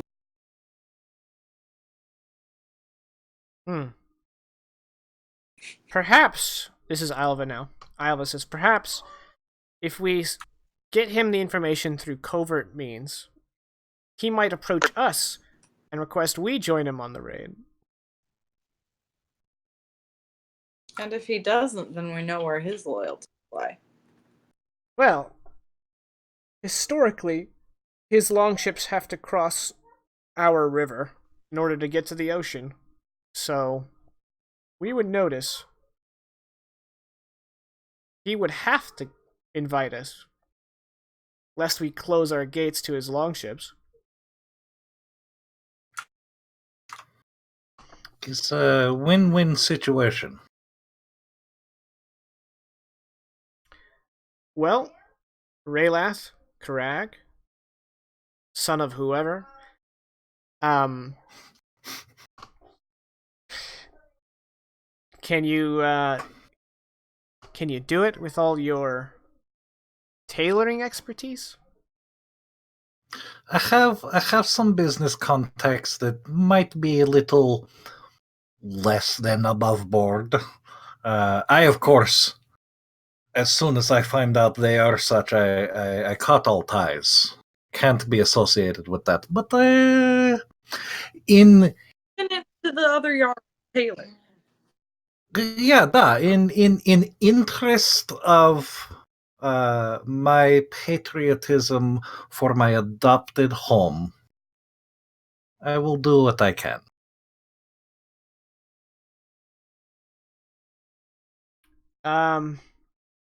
The fourth Thane president hasn't said anything. Falky, he says, are we really gonna trust the spy with this? And Yofer says, if he is a spy, he's probably the most qualified among us. And if I was a spy, would you rather have the spy working in tandem or in contrast? Clacker looks around and goes, what does that mean? And Kabian says, what he means is, he can do this for us. Right?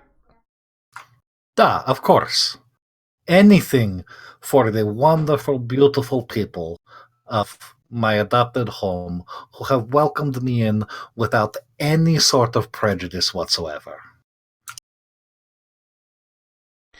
Kabian nods and he says, the only problem I see is that if this is a hidden castle with river access that lets out into the ocean, then surely they expect at some point we'll find it, which means any ship coming down the channel, they'd probably be ready for it. So we're still one of their ships. I mean, that just makes the plan more complicated, doesn't it? Alva raises up her hand and she says, everyone adjourn. Come up with ideas. We'll let the tailor disseminate the information. We'll wait until Jarl Udmund comes on hands and knees asking for our aid in attacking this secret castle. Then we can figure out the details. Everyone agreed? And the men around the table all nod.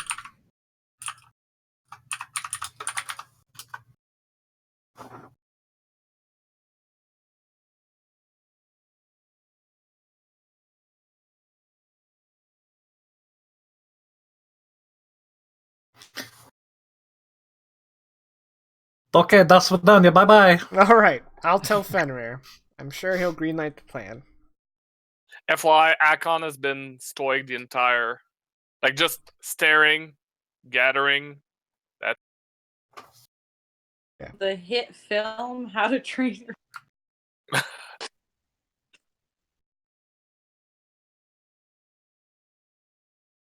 All right. I'm sorry. So Raylath, you're gonna wait till tomorrow to kind of spread that information. If it needs to wait until tomorrow, Suppose you could do it tonight. Let's I mean, not drag it out because you've been getting a lot of solo time already. So yeah, give me a there's skill check. What do you think would be the best skill? I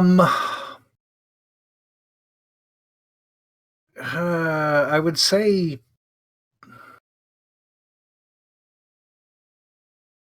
I don't even know. Like persuasion would be appropriate. Deception would be appropriate. Maybe. Well, okay. Are you telling your contact the whole plan, or are you planting the knowledge in him to send him off? Planting the Okay. redacted Okay. intel. Performance. Oh, okay. Let's do because it's not technically deception. Okay, I like it. Performance. That's a 14. That is sufficient. All right. The information will get back to him. So it's going to be a couple days before you guys see any results from that. What do you guys want to do in the interim? I realize we just said I'd had plenty of solo time, but I do have those crystals that you wanted me to check into. Well, you already know And what a those jug. you already know what the crystals are about. Remember, you can. Oh yeah. If you get a diagram, you can make them into a magical shield. Yes. So Or you we can- just need yeah. to get. We need to get the diagram, and I also need to get that jug back from Etta. Okay. So do you want to like let out feelers that you're looking to get that diagram? Yep. Okay. Done. Just simple feelers. Yeah. Etta will come back, and he says, "Yeah, I took the jug to the priests, Mm-hmm. and they say it is an alchemist's jug, filled with all kind of weird stuff. I have a list here." And he fuddles, he messes with some papers, really struggling to read because he's a Northman. Has nothing to do with the fact that the DM's looking for a pay. What are you talking about? I'm narrating. Alright, so this ceramic jug is an alchemy jug. So north. You can use an action to name one liquid from a list, and the jug will produce the chosen liquid. Afterward, you can uncork the jug as an action and pour that liquid out up to 2 gallons per minute. And each type has a maximum. Bit of a list. I don't want to read it all out. Okay. It can go in a handout later on.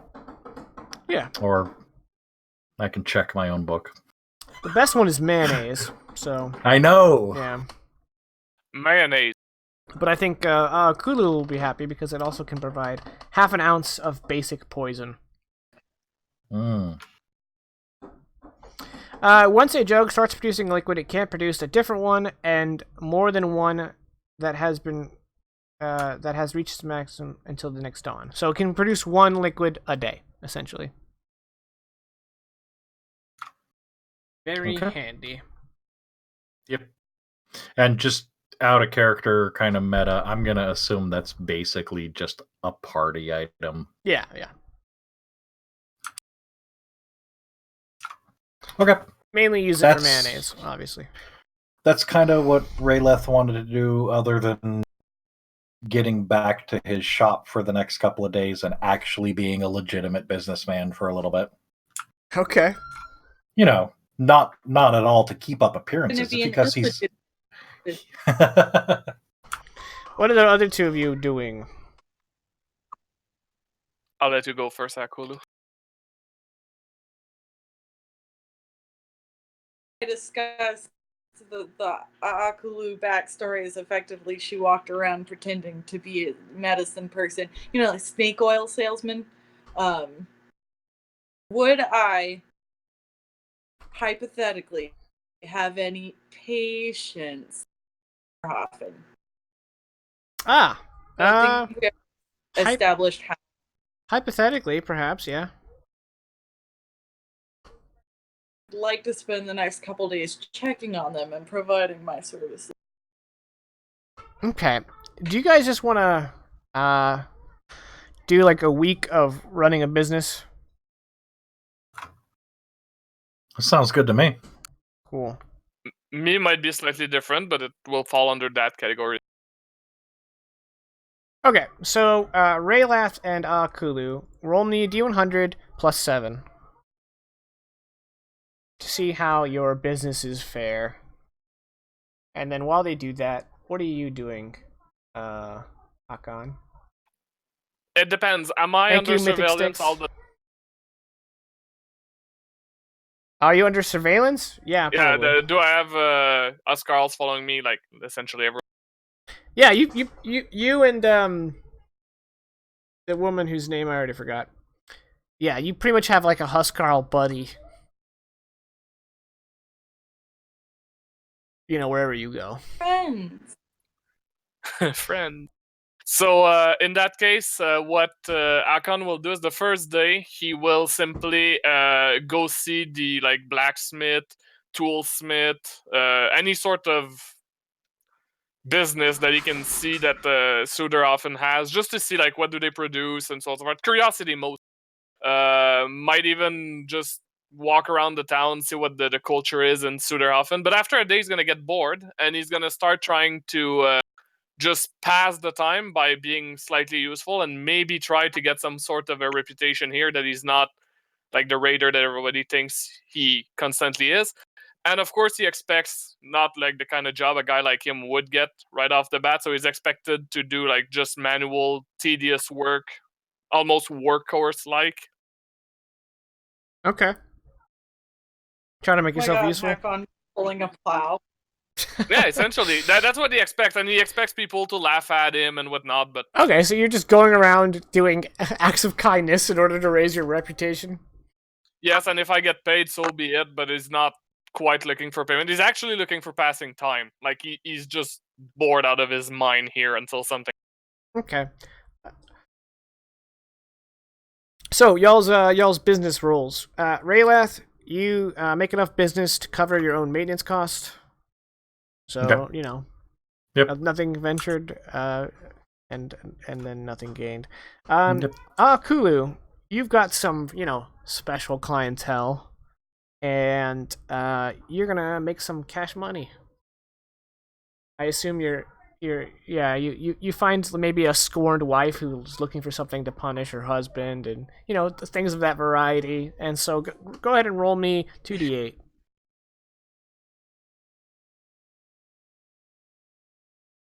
People with fake ailments. Mm-hmm. Oh, you're nervous. I just have to bleed you a little bit. Right. You make 50 gold.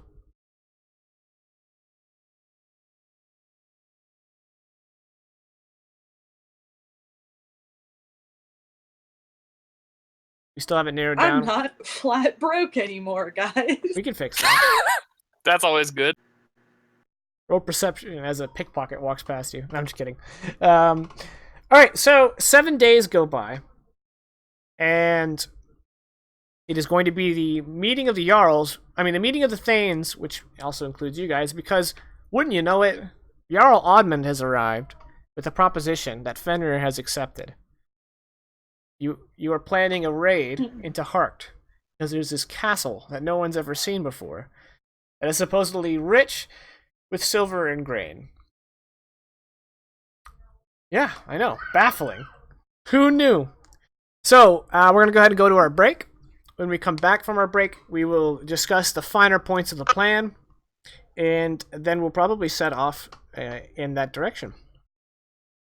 And we'll start heading. This is going to be the raid portion of the campaign, where you go and raid your neighbors like true Northmen.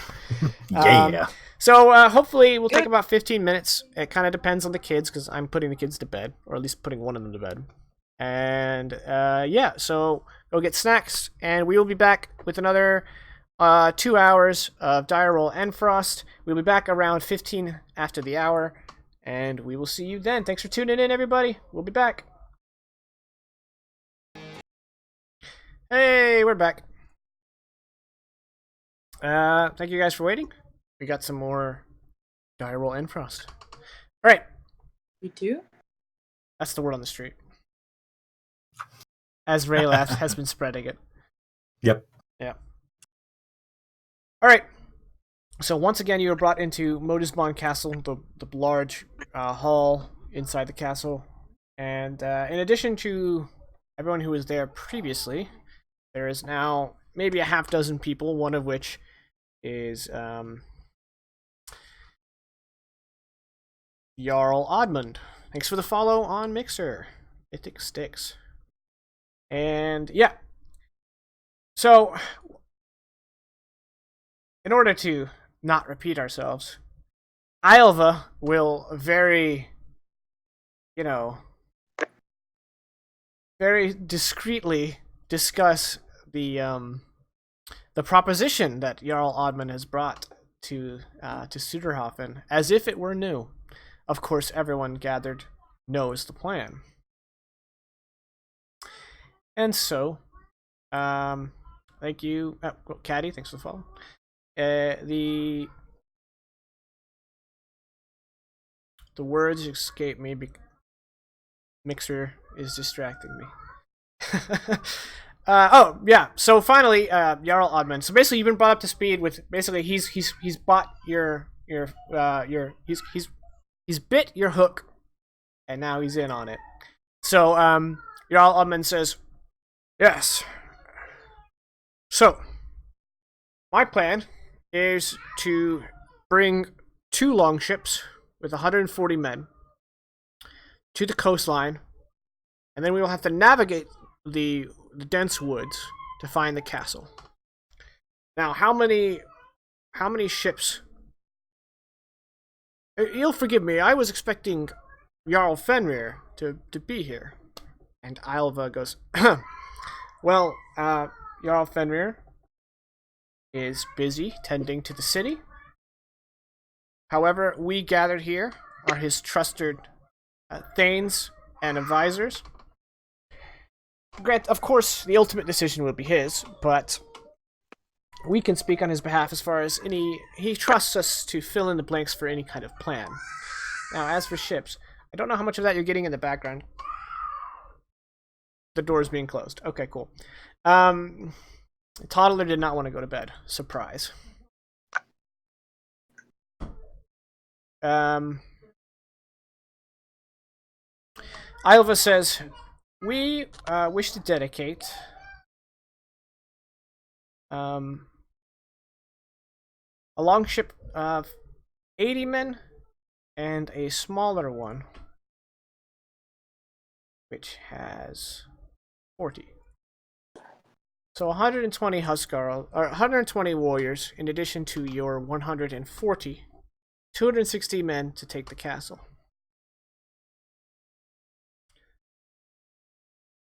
And for a moment, Jarl Oddmund says, why not match me man for man?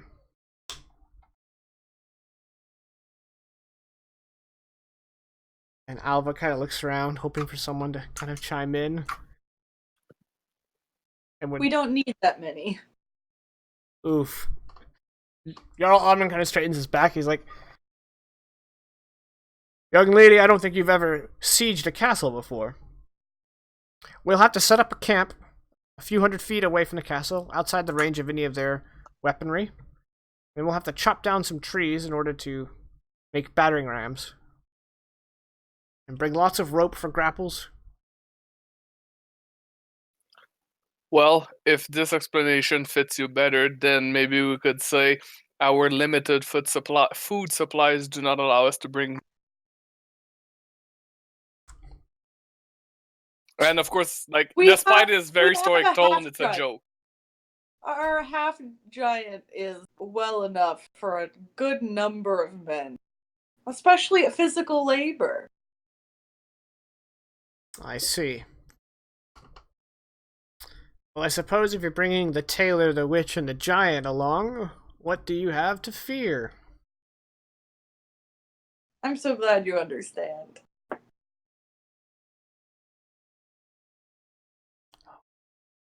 Thank you, child. All right. Well, we will. I'll get my longships down the river and get them ready to sail. Alva says yes, and Thane Yofer Stenson will take his ship ahead in order to scout out the castle. Yofer nods and he says, yes, and it's probably best we don't stage at the shores of the Malud folk. If we land our ships at Harkt and then wait days before we can siege, we'll be stretching our forces across a very dense woods. I'll look for maybe an island off the coast that you can land at before, as we prepare for the siege. I'll prepare my ship right away. And he gets up and leaves, and Jarl Oddman says, all right, I'll send word for my ships to come. Should be less than... we should be ready to go in 2 days, assuming you can muster your other ship in that time. And Iova says, of course. And then Oddman and his Huskarls leave. And as soon as there's good and gone, Iova's watching him go, and the door's closed. She's waiting, and she goes, all right. So we haven't told them about the channel. I'm thinking we could take the larger of our longships, which can hold 80 men. Yes? Raylath? A moment, if you please. Let's not necessarily talk just yet. And then he'll kind of focus in on himself, hum a little tune, say some magic. While we were at the break, I updated the stat screen. Oh, it didn't work. Cool. Okay. Carry on. I probably have to restart OBS.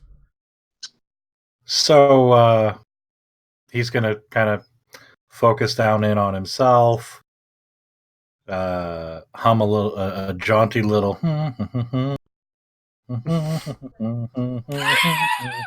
It has to be that. Yep. And then, what? How did that not do anything? Let's cast that again. Why? What is going on? Yeah, I'm gonna cast detect thoughts. Yeah. And then, is it a saving throw? no, it's only a saving throw if I continue focused on someone for longer than a turn. So I'm just gonna. Oh, that's a big wall of text. That is an enormous wall of text. Okay. So yeah, I can read the surface thoughts. If I use an action, I can either shift to another or go deeper. Basically, I'm just going to shift around the room, super brief, and then try to see if I can detect any other minds around us that shouldn't be there. Okay. After maybe a minute of you just kind of humming to yourself and everyone looking very confused,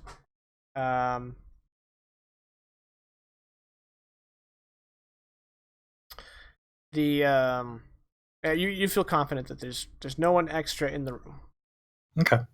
And I'll express that to Madame Ilva that we don't have anyone listening. You are free to continue. Listening to your delightful tune? She seems utterly perplexed, and she's like, Great, thanks. All right. So I figured we'd take the larger of the longships with our 80 men up the channel. Now, we're gonna have to come up with a good excuse as to why the bulk of our force won't be with everyone. Don't storm happen at sea. Yeah, I guess we could do that. In fact, we can put our ship at some island port while everyone else makes landfall at Hart. We get to say Yofin didn't find a close enough island for us to make port. We'll send our ship there. For appearance's sake, I and of course Yofer will be on his longship, and everyone else who's coming will be on the larger young ship, including Fenrir, I think. I'll keep the Jarl. Instead of saying it went down with the storm, we just got separated. We don't want to cause too much, panic. And if we in the attacking force from outside come across you guys coming up the channel, you guys can always just say that you found the channel by chance, the river by chance.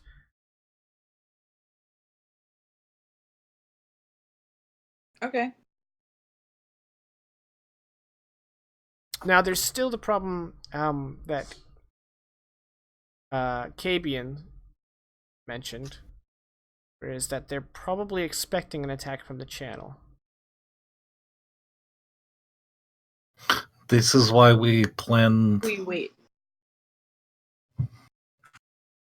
Yeah, this is why we planned the attack from not the channel, because they expect attack from channel, and then we don't attack from channel, and they're like, oh, the better folk, they are all stupid. They attack us, they don't even know about the channel. And they commit primary amount of forces to Odmin's attack.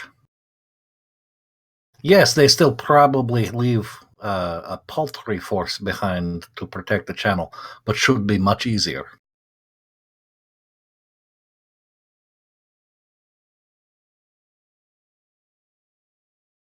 Okay. Now, as I will not be with you, I will leave it to you guys to improvise and prepare for the channel attack. If the three of you could leave, I'm going to discuss with the Jarls who will be going on this expedition and how many of their Huskarls shall be joining us. And the Jarls look to each other and kind of like nod, like, okay. I mean, the Thanes, not the Jarls. The Thanes. The Thanes, yep. So the three of you leave, and yeah, so the plan is set. It's a good plan. I like this plan. There's no way this plan could go wrong. Why'd you say it? Yep. Because we all knew to expect it will go wrong, so I have to say.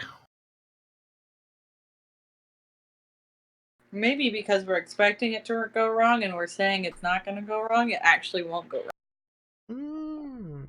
Like, double over 2 negatives. Okay. How about it, Jake? How about that? All right.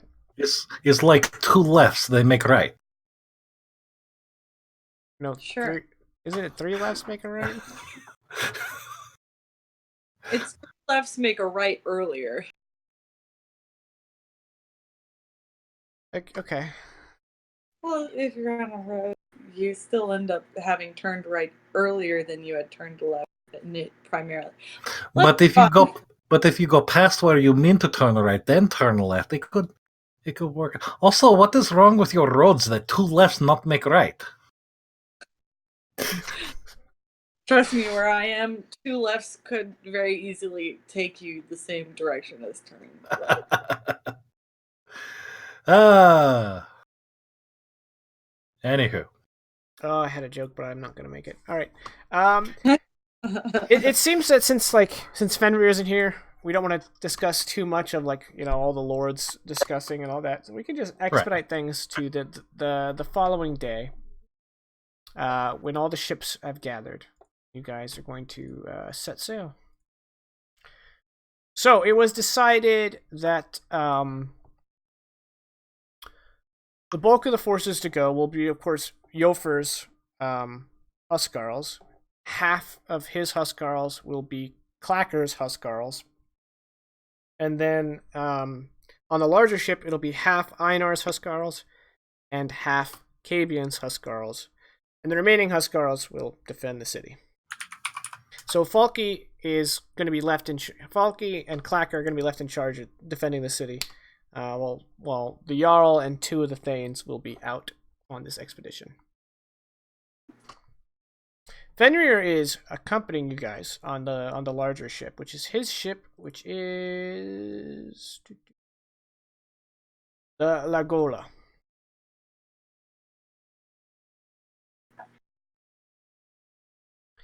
Which is the largest build of a longship. It is a skeed. No, the skeed is the middle one. It is a busse. I'm sure I'm saying that wrong. That's the biggest longship, yeah. All right, so you guys are going to set off, and you're going to sail probably for the better part of 2 days, which would make it the 2nd day of the 3rd month of autumn. Those of you.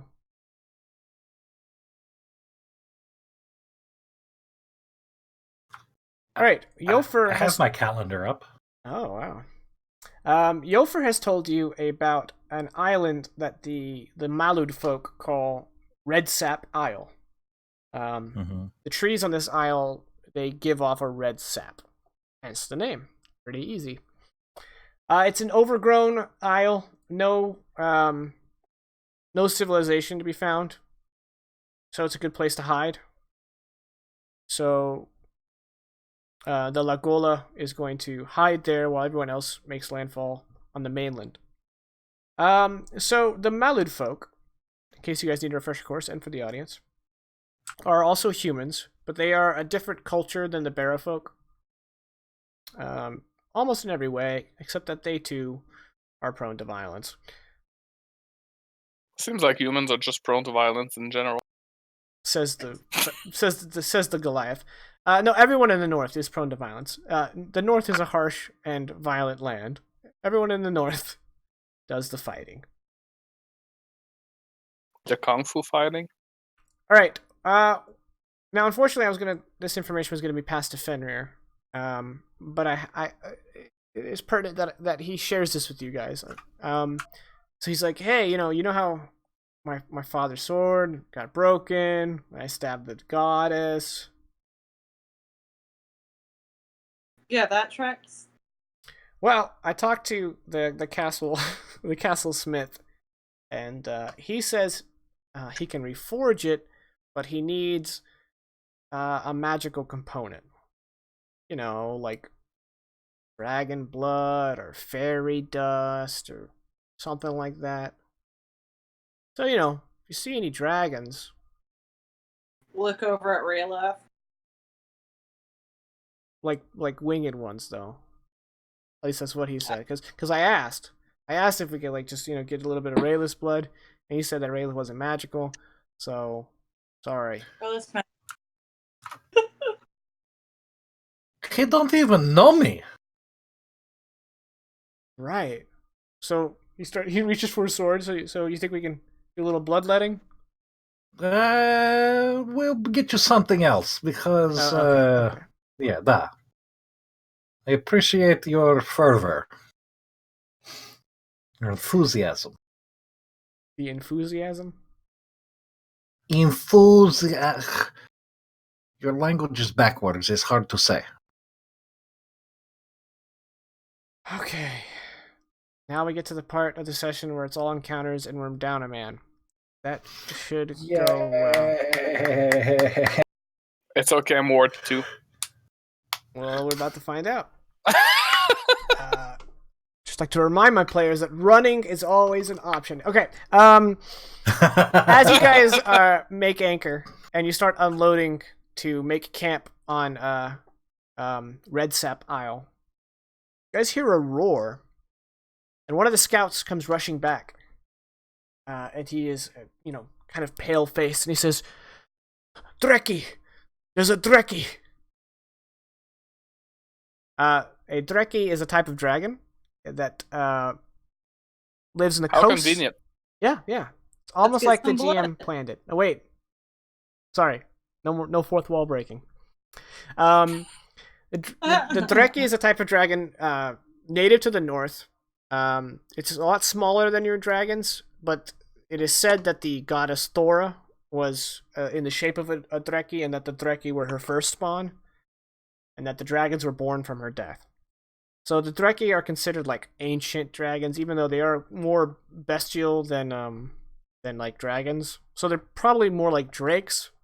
But the Northmen consider them dragons, and they are terrors of coastlines, and they destroy longships, and they're a big nuisance. So, having just landed your longship, hearing you guys think it's the fall?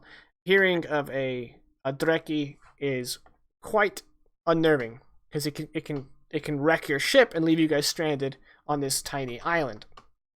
It can wreck our ship. Yep, it can wreck your ship. Can we get shirts? We need a lot more viewers, but then yes. Thank you, Mythic. I someday will know what that means. This is my first time streaming on Mixer, but it looks like I appreciate it. That's all I know.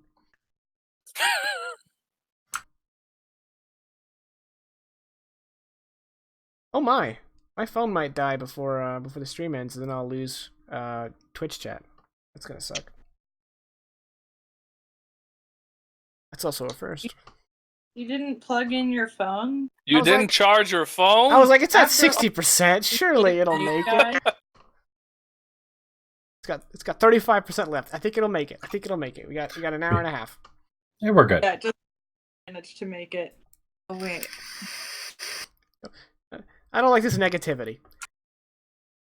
All right, so yeah, so there's a Dreki. You guys inquire about the fearless leader Fenrir, but he wasn't expecting to run into a Dreki, shortly after telling you guys to look for a Dreki. So he got wasted. I assumed he was already wasted. He probably was. In fact, you're not even sure if what he told you was true. But nevertheless, someone's got to deal with this Dreki, and the Huskarls are, rather afraid. Well, it looks like it's up to us. Trusty misfit toys. Don't send a Huskarl to do a Dreki Dragons. person's job. Nailed it. All right, we're gonna go with that. Oh, what the hell? Did I not save the token? At least 2 out of the 3 of us are Dreki people. I like that math. Or Dreki adjacent. Wouldn't go so far as to say that we're allies of the Dreki community, but What is happening right now? What are you doing? what is who doing what? What are you doing, and why are you doing it? I don't even know what you're talking about. I think you We're do. gonna the sound of the roaring noises is what we're gonna do. Okay. What are I you was- doing, Jacob? I was stalling because somebody said something about not having a token. Oh. Oh, it's almost like he cares about you. That'd be What a nerd.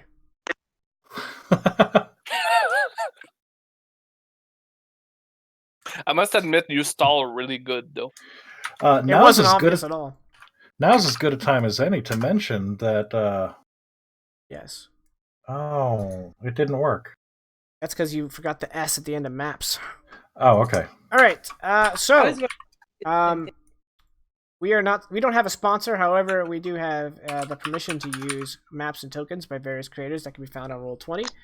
Maps are made by Gabriel Picard. Tokens, the character tokens we're using in this encounter are made by Oliver Smith, and the monster token, this Coatl, which we're using for a Dreki, is made by Wider Path Gaming. Now, I don't have a bot for Mixer. I don't even know if I can get a bot for Mixer, but there should be links in my description if you guys want to go check them out and maybe patronize them, because they are generous people and they make quality products. Yes, they do. All right.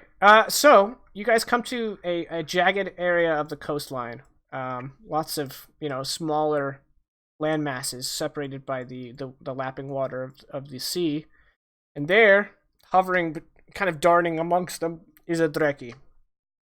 So let's not mince words and let's roll initiative.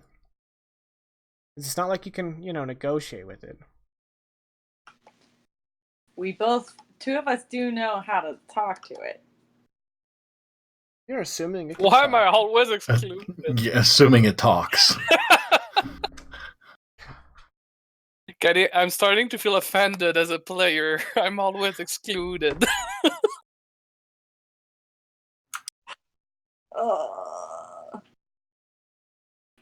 I found an opportunity for us to get some character-on-character Oof. time conversation.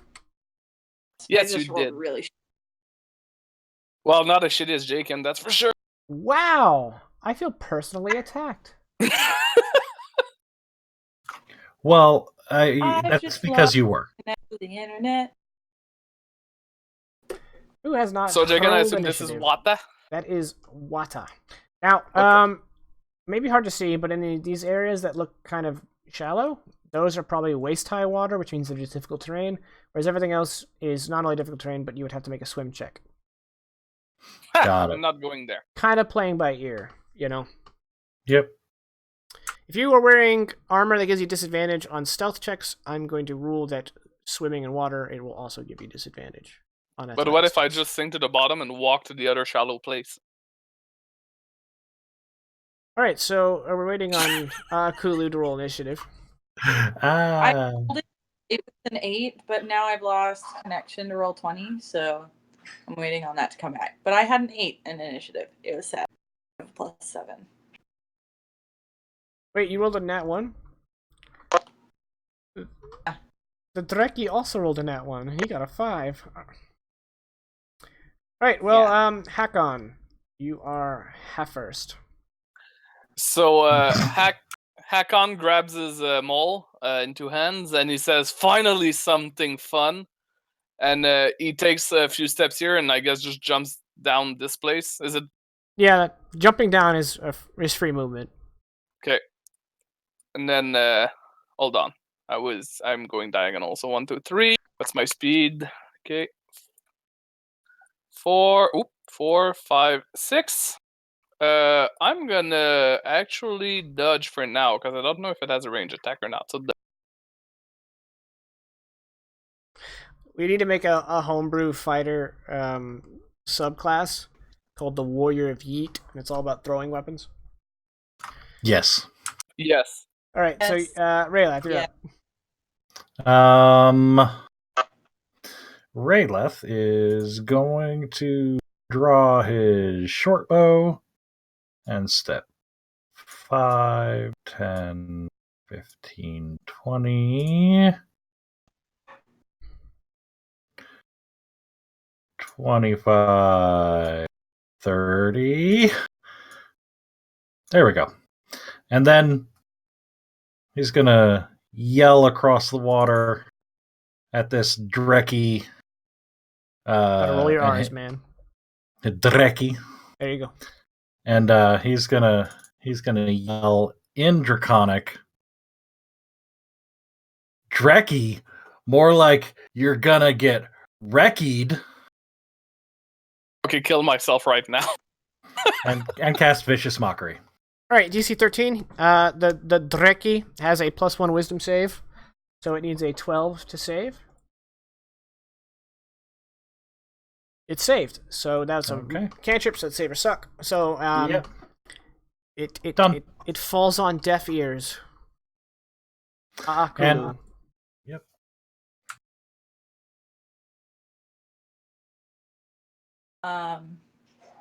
Cool. I just loaded them. So let me get my character back up. I'm going to cast, if it will let me, I have to double check the range on that. I don't necessarily want to get close. While you're doing that, Vegas, I modded you on Mixer.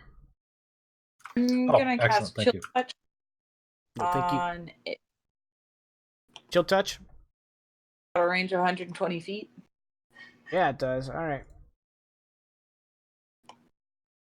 8 versus AC will not hit.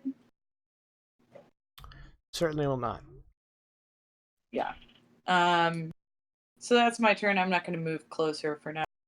Okay. The Dreki is probably gonna get its eat on. You know, it's hangry.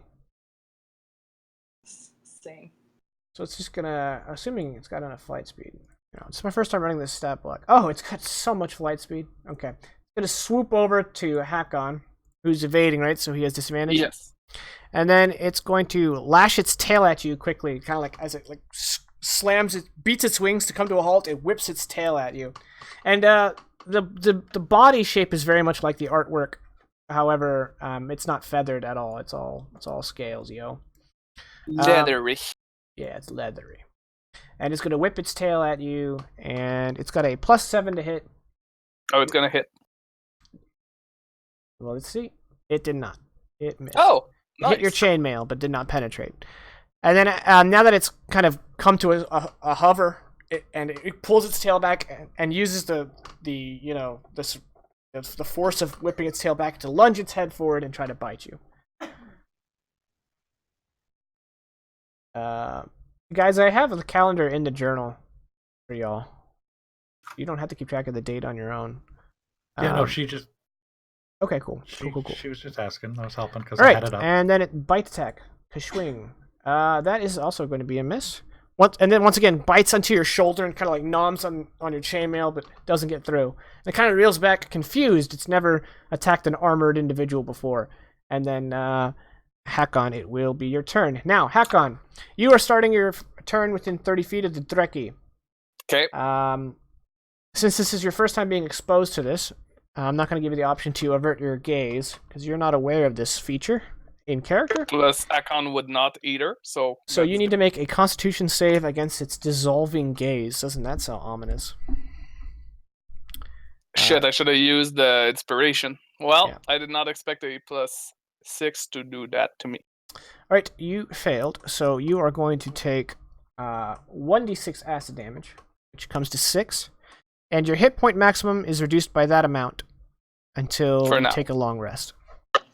And Okay. you're paralyzed until the start of your next turn. Oh, well, that's a problem. That is a problem. I believe that means you are not going anywhere. And not able to do anything. What have I used for paralyze in the past? Start. I think you used the big red X. Oh, no, that comes after. No, that's what they kill you. Yeah. Paralyze. Let's just use like the no. All right, so that's your turn because you're paralyzed.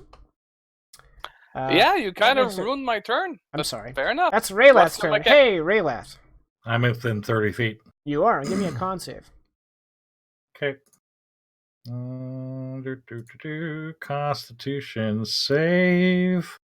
Constitution save. Who's going to get the dirty 20? 14. Oh, no, you did not. That is a success. So I believe on a success, nothing happens to you. Save or suck. Yeah. Now that both of your characters are aware of it, at the beginning of your turn, instead of making saving throw, you can choose to avert your eyes, which means you are blind to the target until the start of your next turn. Okay.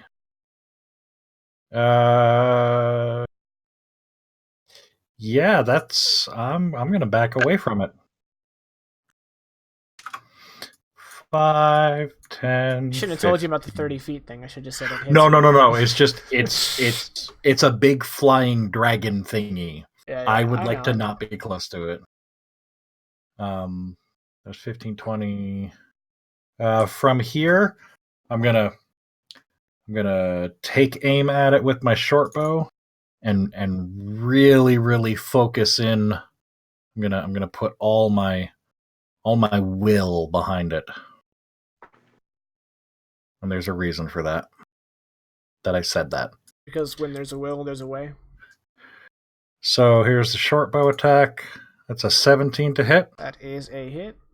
Okay, and then I'm going to go ahead and expend a use. I don't think that's a sneak attack because he's paralyzed.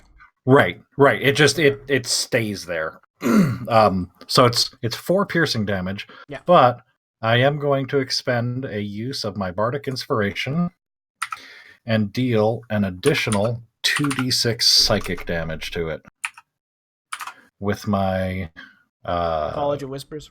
College of Whispers psychic blades when I hit with a weapon attack. I double checked that it doesn't have to be a melee weapon. So, I can hit enter in the right place. That's an additional. Enter's a hard key. 11 psychic. Yeah. All right. Additional 11 psychic. You've grazed it psychically. And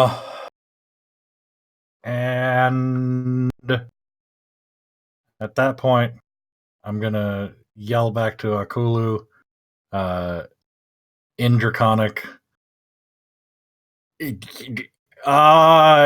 It's really gross. We should probably let Hakan handle it, and then I'll be done. Hakan, who's currently not moving and looking really tense. Akulu. I'm gonna cast a first level magic missile. Yeah, you are. 'Cause that's we do. Touch didn't work, so let me just. Hot damn. Holy shit. Nice roll, Akulu. Nice roll. Nice roll, but where's the extra 1 damage coming from? Because each mission should do a maximum of 5. I don't know. So I'll give you the 15 1d4. damage. And I think it hit another bonus thing on the bonus. Which, on your front your front sheet. Yeah. Okay. But it should be 5. Yeah. So you did 15 damage. All right. You kind of puncture its chest a little bit with the magical darts, and it kind of reels back a bit and goes. Rah! And then it's its turn. Now I'm pretty sure, whilst paralyzed, you don't got no reactions. Yep. So it is going to bite at Hakan with advantage, I reckon, right? Yes, if I'm paralyzed, I don't think I can dodge or defend. So bite, that's a hit. It hits you for 13 piercing damage and 7 acid damage. Okay. And then it flaps its way over here. And then as it beats its wings, comes to stop, it lashes its tail out at Raylath. Bastard. And misses. Yay. Right. Hakan, you are you're no longer paralyzed. Do you wish to avert your gaze? Nope. Okay, give me a con save. I'm going to use my inspiration to make sure I succeed on this turn. So, advantage, right? If you use your inspiration, yeah, absolutely. Actually, this sheet is not made to prompt me, so I'm going to prompt. Clear, and then boom, and then it's going to prompt and advance. Yeah, you save. I didn't need it, but come on. I just want to make sure. Okay, 1, 2, 3, 4, 5. Okay, you're like precariously on the edge if you stand there. 5 That's good. or 6 or whatever. I don't care. At Whatever, this point, yeah, I just you're want to good. step. I'm going to use Fighting Spirit. Advantage on attack rolls until the end of my turn. I also gain 5 temporary hits. Okay. I'm going to reduce that by 1. I'm going to attack my mole. Normal. A 15 is going to hit its scales, and it just kind of bounces off with like a thud. Okay. You probably gave him a bruise, but no damage. Oh, wait. I believe I have advantage before you finish do, this. Yes. Why didn't... I'm silly. I should have said advantage. Sorry. So this is the second roll. Okay, we're gonna take the damage from the first. 16 is a hit, so you connect and you hear a crunch beneath your maul. Oh my Okay. god, I set its hit points to 13. Good thing I remembered how much it had. And this is the reroll for the 2. That becomes a 6, so it's a total of 6 plus 6, 12, 17. Oh. Oh, okay, yeah. A nice crunch when you hit it. And it kind of flips backwards and turns its full attention to you. Extra attack for the fighter with advantage. It's a crit. Yeah, it is. I'm gonna reroll the 1. Both ones? Oh yeah, for the crit, sure. Okay, so that's 17 minus 2 is 15 plus 6 is 21 damage. All right, with Perfect. you wind back for another, and you come down with the hammer on the same spot, and you hear an even more resonant crunch. And Raylath, you hear it too, as the Dreki is now wounded. I've lost half my HP, and I got some temp HP. I could use Action Surge to second win. No, I'm gonna trust on my second on wind my is a opponent. bonus action. Yeah, but Action Surge gives me an action, and second win, I would use the actions for second win because Fighting Spirit used my bone. Ah,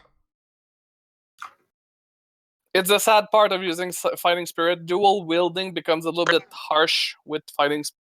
Makes Yo, sense. I'm gonna count on my Stone's Endurance for next turn, so I'm good. I'm done. okay. Raylath, avert your eyes or con save. I'm gonna avert my eyes. Okay, you are blind to the Dreki until the start of your next turn.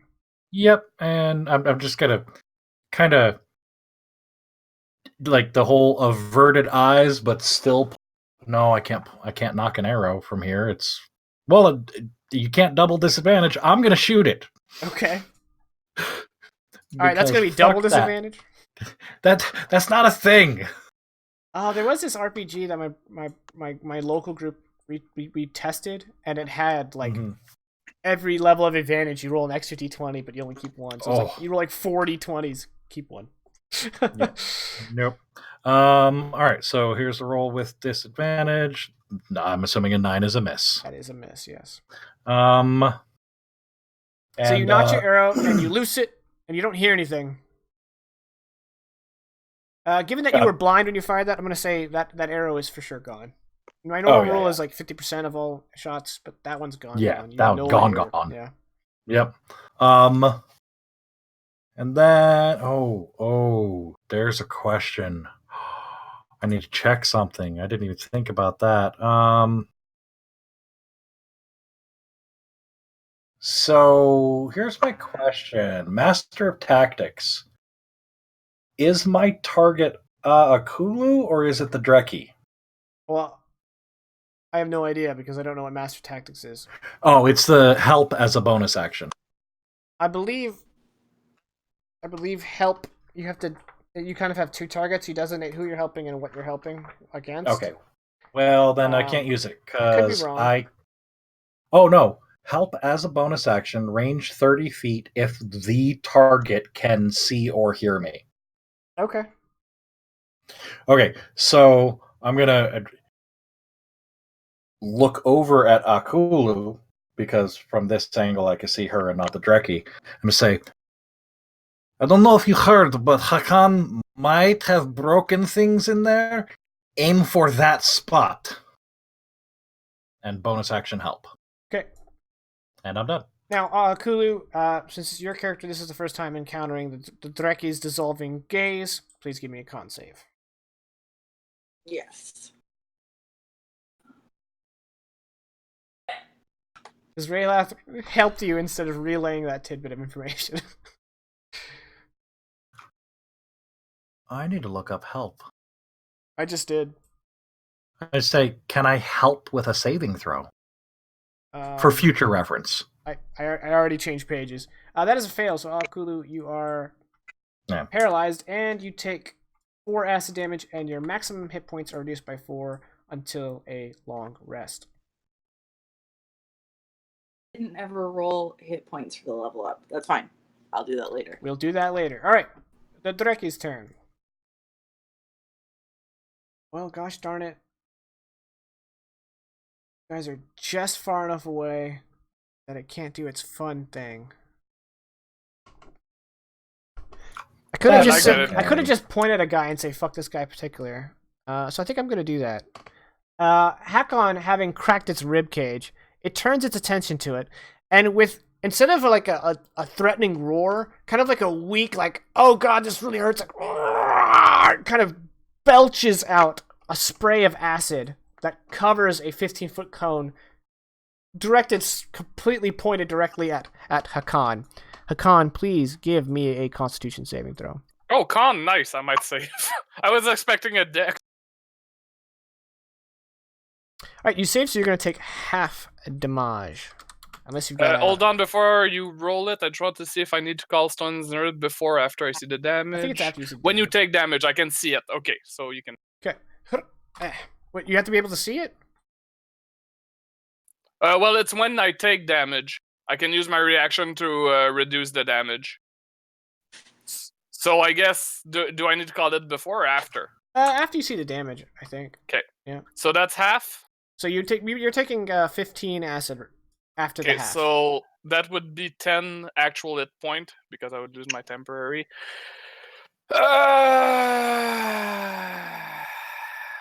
He rolled quite high. Yeah, I'm gonna, or at least I'm gonna try to shrug it off. Reaction, Stone's Endurance. I actually have a class action for this.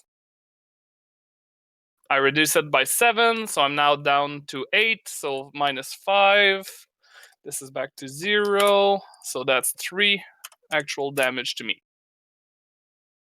Okay. And that it is its whole action. So Hakon, avert your eyes or con save? I'm stupid? No, I'm not stupid. I'm fearless, and I'm gonna do a con save. Alright, you saved. And I... Not sure if we're gonna get a long rest before the next battle. But I don't expect the next battle to be as tough as this one. So bonus action, Fighting Spirit. I gain 5 temporary hit point back. I get advantage on my attack. And I rolled a 1, which I'm gonna re-roll.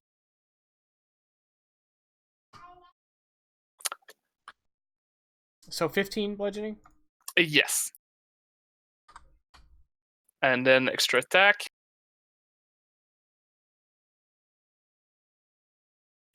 And I can't re-roll anything at that, so that's pure 50.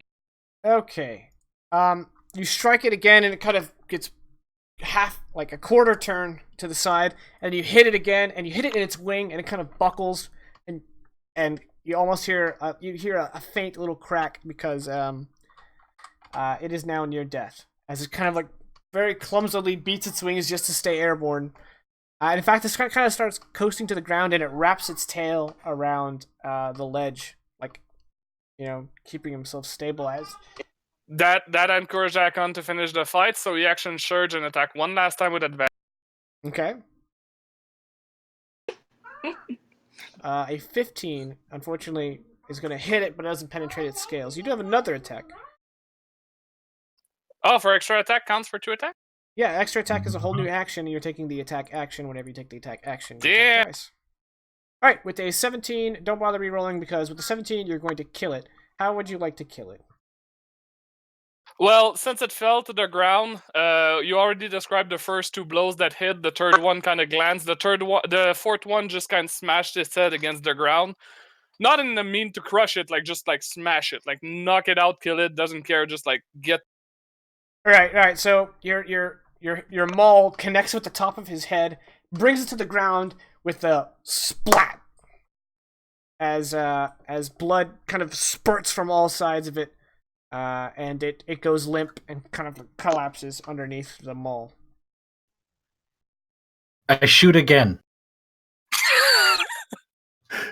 I'll lose that arrow because it's just so there we have it. too The amusing. scene of this dead Dreki, and then from off camera you see a when the arrow just kind of punctured to its side. All right, oh cool, you're no longer paralyzed. Oh, nice.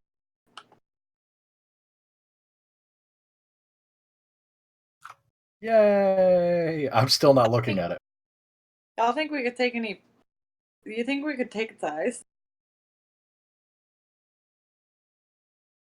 Uh, Can I try to dig the eyes out with a dagger? Do you have an alchemist sounds- kit? No. Give me just a do Give me a- I? give me a unskilled dex check. Try to cut out its eyes without damaging them. But you need to find a way to preserve it since you don't have an alchemist kit on you. Or you can leave it out the sun and then have dried Dreki eyes. That's kind of That's an awesome. option. That'd be I would, like put them on a string. You can do whatever you want, freak. I mean, Kulu. Unskilled. 8. Oh. You get one eye and the other one you just ruin. Yeah, that's fine. One's good. Can I take a fang since I already have a trophy for a fang for a creature I killed in the north? Sure. I'm not gonna get a check to just take a fang. That's Yeah, yeah. I'll just pull until one comes off and clean This it one. as much as Damn. This one. You guys want to collect some blood for? Yep. All right. Well, since none of you have an alchemist kit, you're gonna have to empty a water skin. Someone give me an unskilled intelligence check. Or we can put it into an alchemist jug. Yeah, I didn't realize you were carrying that around. It's like 15 pounds. I'm a Duh. Goliath. Oh, okay. I'm literally a pack horse. All right. You know what? Then since this is a magical alchemy jug, you get enough. You get plenty of blood in that. Now, let's not fill it up with drinkable water just yet. Hakon sad. He's like, darn, I would have liked to drink Dreki blood. Yes. All right. All right. The Dreki is I would have liked to watch. ready. Yeah. So, just point of order. The vicious mockery was correct. I mean, fair. All right. Also, it is important to mention that Akon is walking back with you guys. He tried to keep a stride that shows I'm not hurt, but he's ouch. All right. When you get back to the camp that the Huskarls were setting up, you find it in a state of disarray. There's an air of panic. And Kabian sees you guys and quickly rushes over to you as you approach. And he says, He's 4 rounds. He says, while you guys were fighting the Dreki, by the way, did you kill the beast? At last, some good news. Nah. That's just one thing we wanted to worry about, but a terrible mist rushed out of the woods, and there were these whispers in a dark tongue. And when the mist cleared, 12 of our Huskarls had vanished. One of the Huskarls said he saw them walking into the woods as if in a trance. This means they might not be dead. I agree. I was worried it was poison mist thing. Wandered off into the woods. Which direction? He points. That was my next. And then he looks back at you and kind of shrugs. He says, I don't know, that way.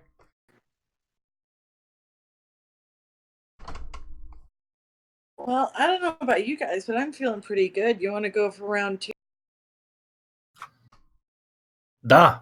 I feel like my arrows were hitting target very well. I'm on a roll. Let's do this.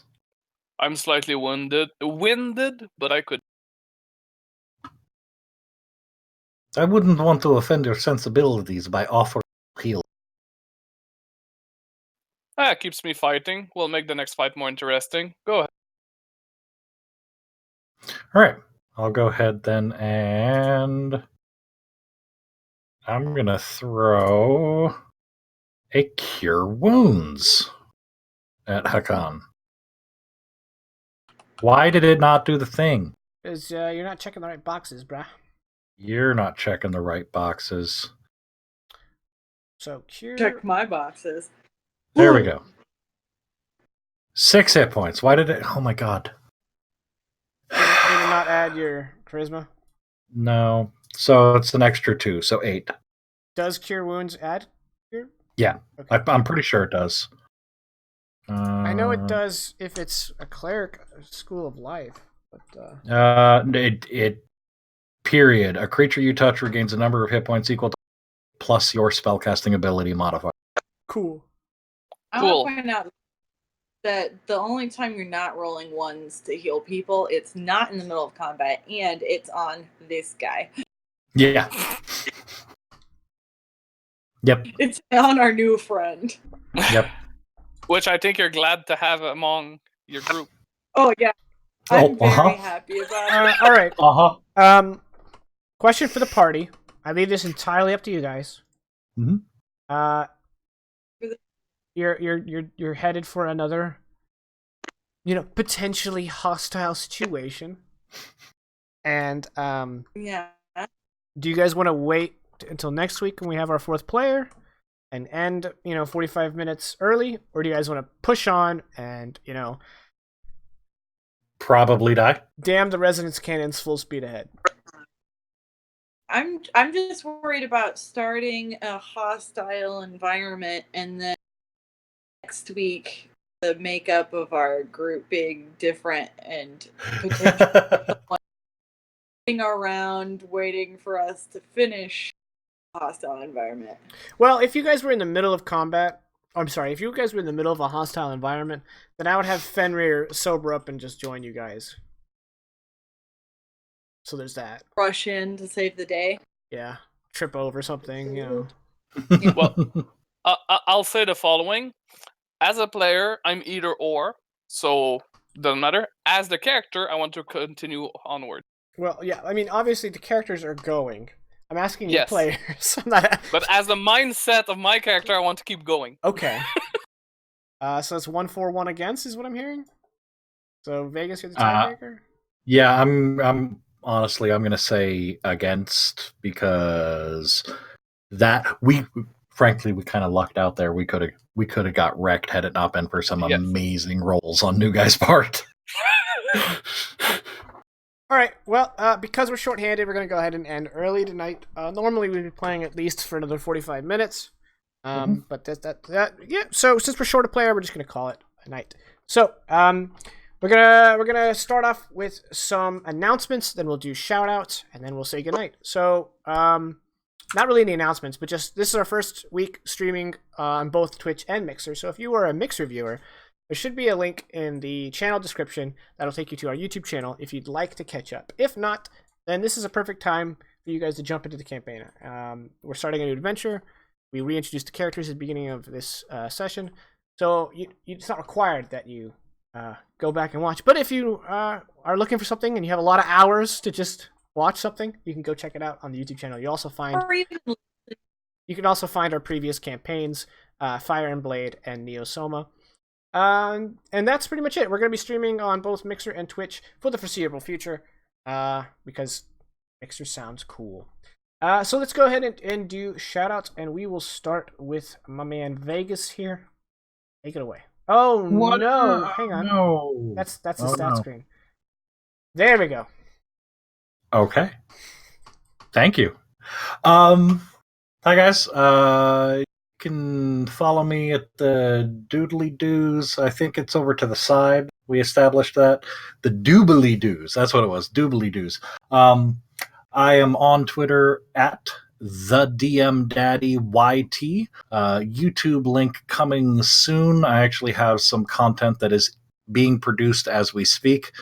Also, you can visit www.dmdaddy.com, but it is an absolute mess at the moment, so don't. Just follow me on Twitter. That's a good place to go. Also, big announcement. We have finally decided on what direction we're taking as a family, because my whole shtick is how to introduce Dungeons and Dragons as a parent to your children.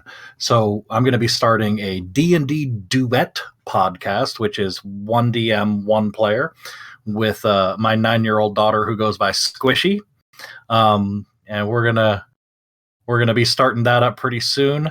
Also, part of that, in case you guys haven't seen this before, that is the D&D Essentials Kit. I just picked this up today. If you follow me at Twitter, you can see the unboxing process that I tweeted out. It's really, really neat. It's got some rules in there, specifically how to run a game with one DM and one player and still have it be balanced like a regular D&D game. So follow on Twitter. I'll have more updates on when the podcast is coming out. I can throw some not spoilers, but some teasers out there that the tentative title of the campaign and the podcast is going to be Hero School. And I'll leave it at that. All right. Thank you. Caddy. Me. So in the doobly-doo, how do you say it? Doobly-doo? Doobly-doo. Doobly-doo. Did I get it? Okay. There is a Twitter, Bookward Bound. I mostly tweet about what books I've been reading. If you don't know by now, I'm a voracious. I'm currently going through Mallory's Le Morts d'Arthur. I can't actually speak any French. So I'll probably be tweeting a bunch of really stupid medieval literature stuff. Not super important. I would recommend you follow the Dire Roll Twitter. It's Jakins for the stream, but I sometimes update it with questions or retweet cool resources, stuff like that. And then also follow me on Instagram. I've been working on some tattoo design, a portfolio. So if any of you would like something designed, especially in black work or anything, I'd love to get your messages. And that's about it. All right. Thank you, guys. And yes, like she mentioned, do follow at Dire Roll for Dire Roll updates. And that's going to be it for tonight. Although I do want to mention that PR was the one who started saying doobly-doo, and I think he's getting that from Matt Colville, so I don't want to steal that from him. That's the thing that Matt Colville does. But every time you guys do it, I'm like, guys. Well, I mean, if you're going to emulate anyone in the D&D community, Matt Colville's a good one to emulate. Yeah, he's a man and a boss and a homie. All right. Good night, everybody. We'll be back next week with some more Dire Roll Endfrost. And if you want, on Saturdays, I will be streaming Three Kingdoms with my brother. Same time as tonight, but on Saturday. So, we'll see you then. Have a good night.